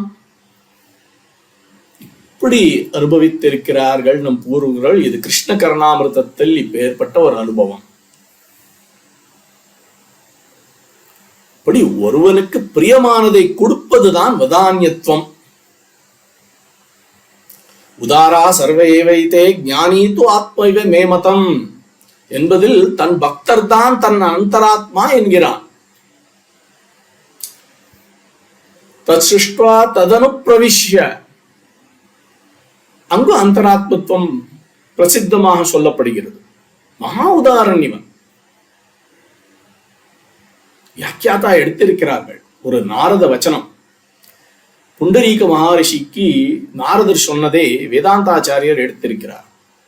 தஸ்மாத் त्वमपि விப்ரேந்திர நாராயண பரோபவ ததன்யः கோ மகோதாரः பிரார்த்திதம் தாத்தும் ஈஸ்வரः என்று. அவன் போல் இன்னொரு மகா உதாரணம் கிடையாது என்கிறார் நாரதர். ஐயால் நீ ஸ்ரீமன் நாராயணன் தொழு என்கிறார் நாரதர் அந்த மகரிஷிக்கு. வேறுபட்ட ஔதாரியம் கொண்டவன் இவன். வசீவதான்யோ குணவான். அடுத்தது குண்யதே இதி குணஹ அபியசனீயஹ. எது புனப்புன நினைக்கிறோமோ அது விசேஷ குணமாகும். அதுதான் அவனுடைய சௌஷீல்யம், சுலபன் என்பது. இதெல்லாம் விசதமாக இப்பேற்பட்ட சுலபன் என்பதை பார்த்தோம். சுலபன் சரி, கபட்டமும் இல்லை அவனுக்கு. ருஜுஹு, எல்லா பக்தர்களுக்கும் சகஜமாய், ஆசிரிதர்களுக்கு இஷ்டானுசாரமாய் இருப்பன். ராமாவதாரத்தில் அவனின் திருவாக்கை கவனிக்க வேணும். அப்யஹிம் ஜீவிதம் ஜக்யாம் துவாம் வா சீதே சலக்ஷ்மணாம் நது பிரதிஜ்ஞாம் சம்ஸ்ருத்ய பிராமணேபியோ விசேஷதா என்று சீதைக்கு தெரிவித்துக் கொண்டிருக்கிறான் ராமன். சீதே, பிராமணர்கள் இடத்தில் பிரதிஜ்ஞை செய்த நான் ஒரு நாளும் அத்தை கைவிட மாட்டேன் என்கிறான். இது ஸ்ரீராமனின் திருவாக்கு. கண்ணனோ கபட்டன் என்று அனுசந்திப்போம் நாம். ஆனால் அவன் அப்படி கிடையாது. அவனுடைய திருவாக்கு கவனித்தால் அந்த ருஜுஹு ஸ்பஷ்டமாகிறது. அவன் திரௌபதிக்கு அளித்த வாக்கு கவனிக்க வேணும். ஜோ பதேத் பிருத்திவி ஷீரியேத் ஹிமான் ஷகலீ பவேத் சுஷ்யே தோயநிதி கிருஷ்ணே நமே மோகம் வச்சோ பவேத் என்கிறான் கண்ணன். ஏ கிருஷ்ணே, திரௌபதியே, மேவச்சா மோகம் ந பவேத். இது கண்ணனுடைய திருவாக்கு. மோகம் என்றால் நிஷ்பலம். அமோக புண்டரீ காக்ஷா என்று அனுசந்திப்போம் இல்லையா, என்றால் சாபல்யம்.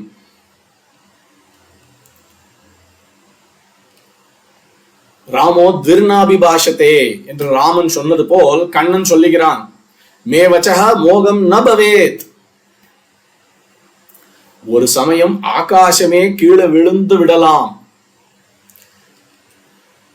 அந்த பிருத்திவி காட்டின்யம் கொண்டவள், இருந்தாலும் ஒரு சமயம் பூமி கூட பிளந்து போகலாம். இமவான் ஷகலீ பவேத். ஷகலி என்பது இங்கு அபூதத பாவேச்சுத் பிரத்யம்.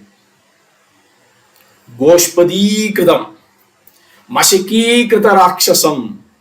அதே போல இமவான் ஷகலீ பவேத், அசகலமான ஹிமாலயோ நாம நகாதிராஜா. நகா என்றால் பர்வதம்.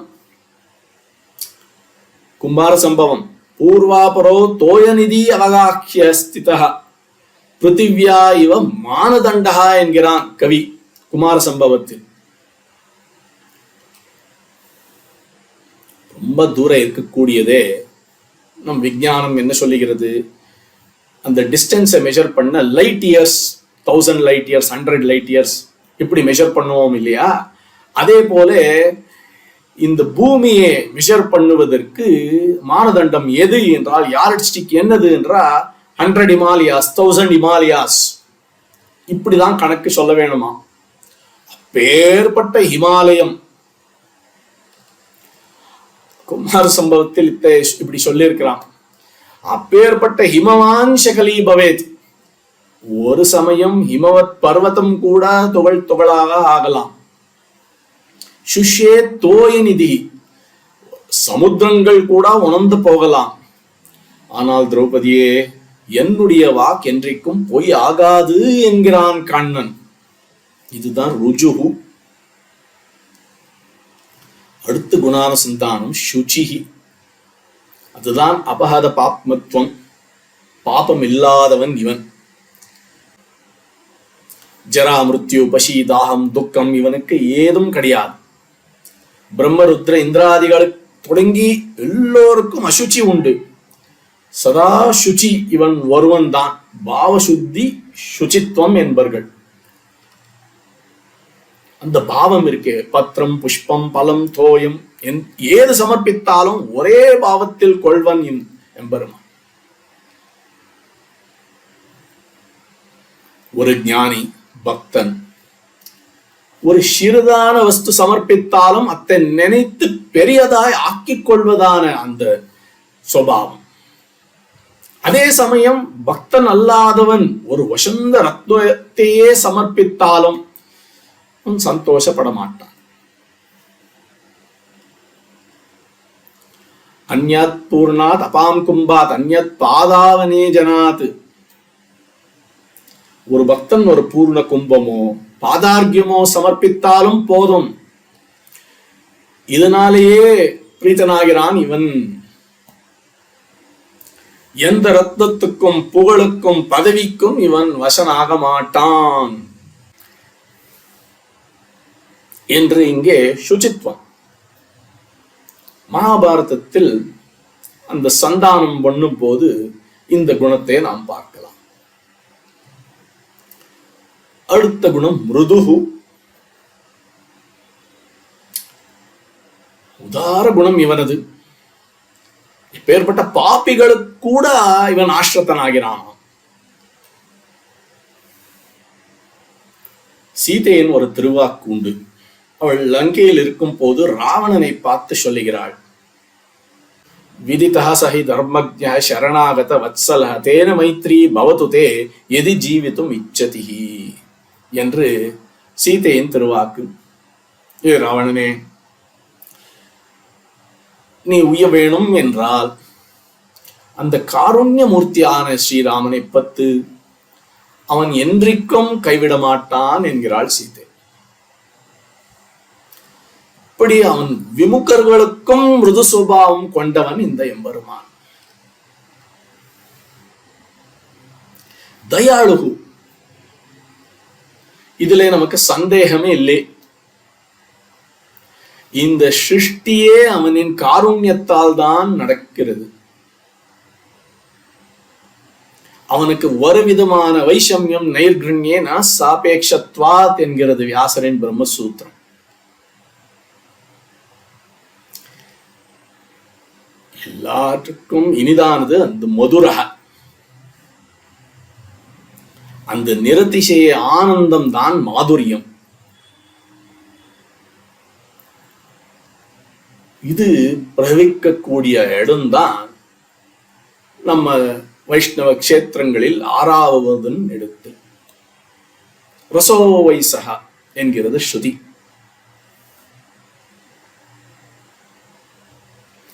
கதயந்தஸ்ச மாம் நித்யம் துஷ்யந்தி ச ரமந்தி ச. எம்பெருமான் ரசஸ்வரூபன். அவன் கீர்த்தனம் கூட போக்கியமாய் ஆகிறதாம்.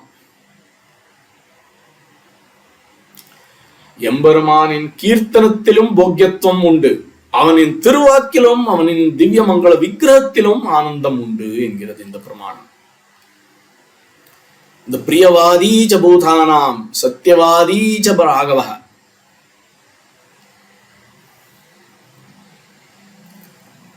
நாச்சியார் திருமொழியில் ஒரு விற்த்தாந்தம். சகிகளுக்குள் ஆபிமுக்கியம் போய் வைமுக்கியம் வர இந்த எம்பெருமானில் தோஷாரோபணம் பண்ணினார்களாம்.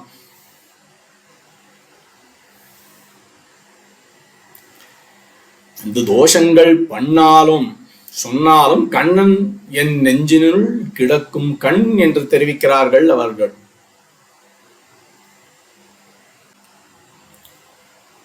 பராங்குஷ நாயகியானவள் தெரிவிக்கிறாள், அவன் கடியன் கொடியன் என்று எல்லாம் அவனை குற்றத்தை சொல்லுகிறாள். இருந்தாலும் ஆகிலும் கொடிய என் நெஞ்சம் அவனன்றே தடமில்லே என்கிறாள் 5ஆம் பத்து.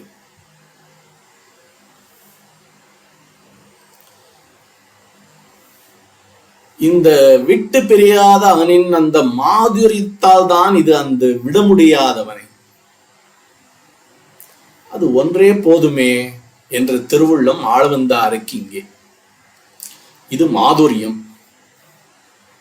ஸ்திரஹ. ஒரு விற்த்தாந்தம் சொன்னா புரிந்துவிடும். விபீஷணன் சரணன் வந்த போதும் சுக்ரீவாதிகள் அவன் சத்ரு தேசத்தவன், சத்ரு சகோதரன், இப்படியெல்லாம் சொல்லி தடுத்தார்கள். ஆனால் ஸ்திரமாய் நின்ற அந்த ஸ்ரீராமன், அந்த ஸ்திரஹ மித்ரபாவேன சம்பிராப்தம் ந த்யஜேயம் கதஞ்சன தோஷ யத்யபி தஸ்ய ஸ்யாத் சதாமேதத் அகர்ஹிதம். ஒரு மித்ரபாவத்தில் என்னிடத்தில் வந்தவனே, அவனில் எந்த தோஷம் இருந்தாலும் அவன் நான் கைவிட மாட்டேன் என்கிறான். அதுதான் ஸ்திரஹ. சமஹ, பக்தர்களின் ஜாதி, ஆபிஜாத்தியம், ஞானம், குணம் இவற்றிலெல்லாம் வித்தியாசம் இருந்தாலும் இவன் எல்லோருக்கும் சமன்.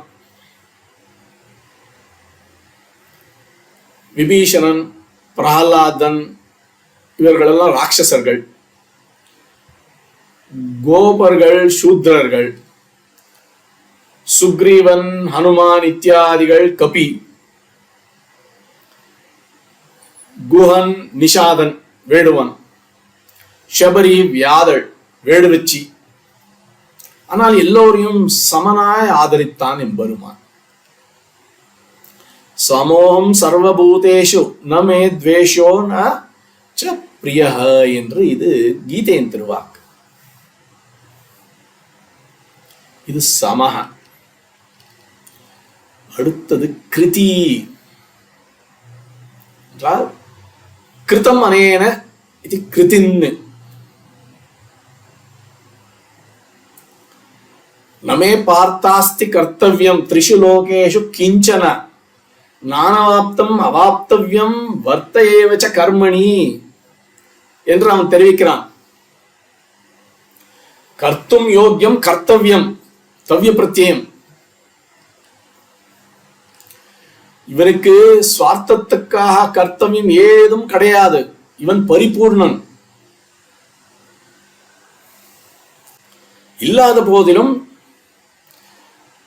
ஆஷ்ரித ரக்ஷணத்தால் கிருதகிருத்தியன் ஆகிறான் இவன்.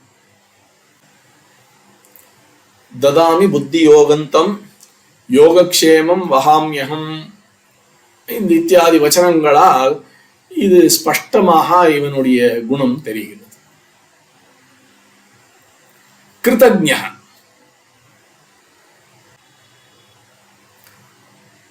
அவனுக்கு ஒருவன் உபகாரம் பண்ணினால் அவன் என்றைக்கும் மறக்க மாட்டான். இப்படி உண்டோ? கதஞ்சித் உபகாரேன கிருதேன ஏகேன துஷ்யதி என்று வால்மீகி ராமனை பார்த்து சொன்ன வார்த்தை இது.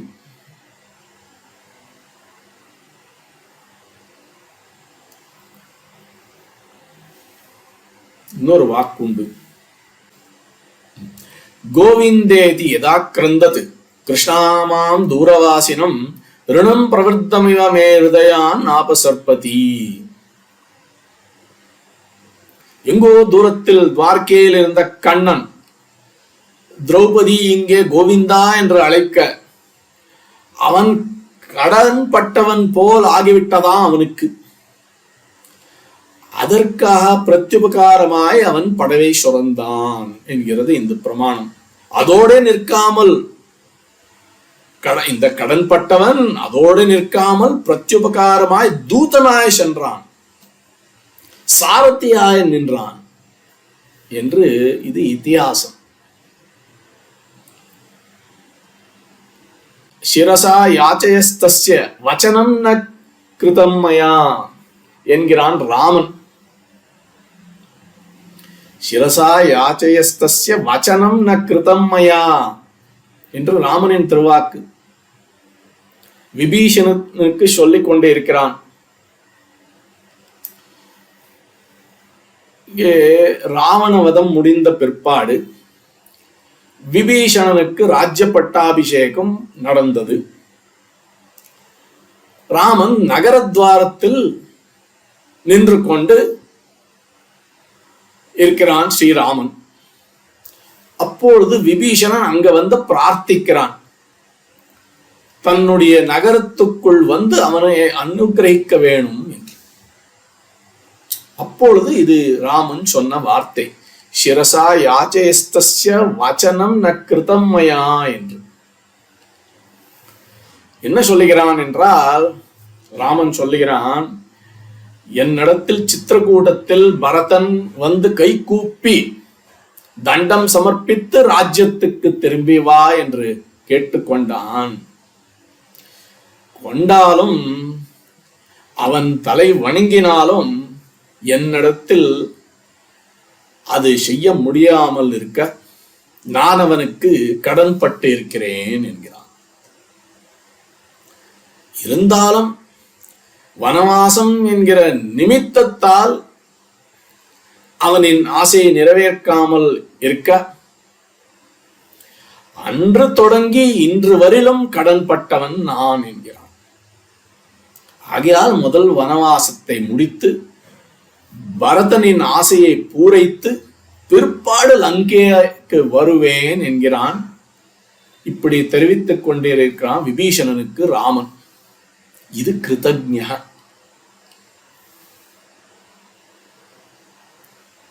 இவ்வளவு அனுசந்தானம் பண்ணிக்கொண்டே இருக்கிறார் சுவாமி ஆளவந்தார். வசீவதான் யோ குணவான் ருஜுஷுச்சிர் புதுர் தயாளுர் மோதுரஸ்திர சமஹ கிருதி கிருதஜ்ஞ. பேர்பட்டவன், அப்பேற்பட்ட பெரியவன், அந்த சர்வசரீரி, ஜகத்துக்கு காரணமான அந்த ஈசன் இப்படி இருந்தாலும் இந்த குணானுசந்தானத்தால் நமக்கு என்ன தெரிய வருகிறது? பயம் வேண்டான், அவன் சுலபன் என்று தெரிவித்தார் சுவாமி ஆளவந்தார். இதோடு நிற்காமல் இந்த குணமெல்லாம் ஏதாவது ஏறிட்டு வந்த குணங்களா என்று விசாரித்து, அல்ல, இது சுவாபாவிகமான அவனிடத்தில் இருக்கக்கூடிய குணங்கள் என்று துவமசி ஸ்வபாவதः சமஸ்த கல்யாண குணாமிருதோ ததிஹி என்று தெரிவிக்கிறார். இங்கே துவம் அசி என்று பிரயோகம் இருக்கு. அசி என்று சொன்னாலே அர்த்தம், இந்த அர்த்தம் சித்திக்கிறது. இருந்தாலும் ஆச்சாரியர்கள் விசாரித்திருக்கிறார்கள். துவம் அசி என்று தெரிவித்தார். இதற்கு ஹேமாரவிந்த பரிமள நியாயம் என்பர்கள்.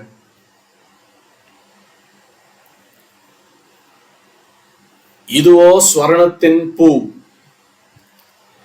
அதற்கு பரிமளம் சேர்த்தால் போலே என்கிறார்கள் இந்த பிரயோகத்துக்கு. ஆகையால் தொமசி ஸ்வபாவதः சமஸ்த கல்யாண குணாமிருதோ ததிஹி என்று ஸ்வபாவதः ஏதோ காரணத்தினாலோ ஒரு சுகிருதத்தினாலேயோ இந்த குணங்கள் அவனுக்கு வந்தது கிடையாது. சதா காலத்திலும் இருக்கக்கூடிய அது சுவாபாவிகமான சுவாபாவிகி ஞானபல கிரியாச்ச என்று தெரிவிக்கிறது ஸ்ருதி. அப்படியே அவனுக்கு அனவதிகாதிசய அசங்கேய கல்யாண குணங்கள் உண்டு. அத்தை கொண்டவன் எம்பெருமான் பெரியவன் தான், இருந்தாலும் அத்தியந்த சுலபன். இவன் தான் சமஸ்த கல்யாண குணாமிருதோ ததிஹி என்று தெரிவிக்கிறார். அவனிடத்தில் இல்லாத ஒரு கல்யாண குணமே கிடையாதாம். இது ரூபக அலங்காரம். இங்கே சமஸ்த கல்யாண குணாத்மகோசோ தேஜோ பலைஸ்வர்ய மகாவபோதா என்று ஒரு பிரமாணம். எம்பெருமான் அகிலே பிரத்யநீக கல்யாண குணைகதானன். எப்படி தெரிவிக்கிறார் என்றால், யதா ரத்னானி ஜலதேஹே அசங்கேயானி புத்திரக ததா குணாஹி அனந்தஸ்ய அபி அசங்கேய மகாத்மனஹ.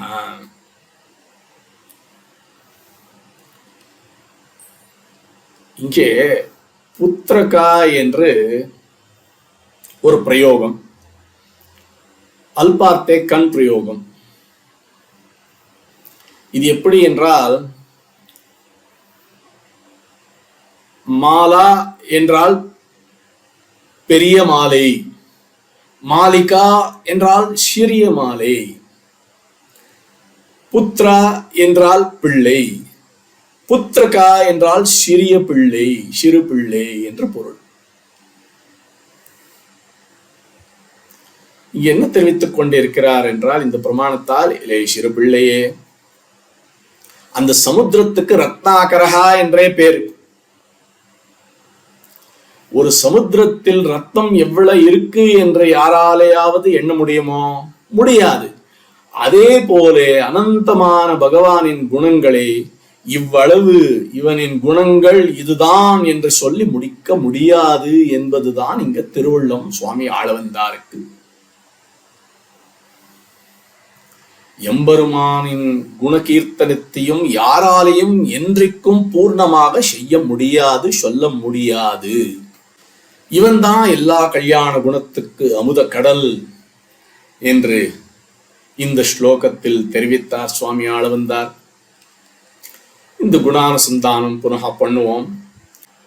வசீவதான்யோ குணவான் ருஜுஷ்ருச்சிர் மிருதுர் தயாளுர் மதுரஸ்திரசமஹ கிருதி கிருதஜ்ஞ த்வமசி ஸ்வபாவதஹ சமஸ்த கல்யாண குணாமிருதோ ததிஹி என்று இது 18வது ஸ்லோகம். ஏதோ யதாசக்தி விண்ணப்பித்தேன்.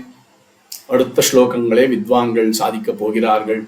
எதிகிரி நாச்சியார் சமேத எதிராஜ சம்பத்குமாரின் திருவடிகளில் பல்லாண்டு பாடிக்கொண்டு ஸ்ரீ ஸ்ரீ ஜி.எஸ். சுவாமியின் திருவடிகளிலும் அடியனுடைய நமனங்களை கிருதஜ்ஞதையை தெரிவித்துக் கொண்டு மண்டியம் பார்சார்த்தியங்கார் சேரிட்டிஸ் நிர்வாகரான உபய வேதாந்த வித்வான் மண்டியம் அனந்தாம் பிள்ளை வெங்கடகிருஷ்ணன் சுவாமிகளுக்கும் அடியனுடைய நமனங்களையும் கிருதஜ்ஞதையும் தெரிவித்துக் கொண்டு விடைபெறுகிறேன். ஸ்ரீமதே ரம்யஜா மாத்ருமுனீந்திராய மகாத்மனே ஸ்ரீரங்கவாசினே பூயாத் நித்யஸ்ரீர் நித்யமங்கலம். பற்பமெனத்திகள் பைங்கழலும் தன் பல்லவமே விரலும்.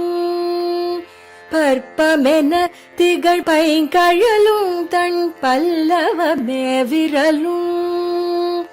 பாவனமாகிய பைந்துவராடை பதிந்த மருங்கழகோ.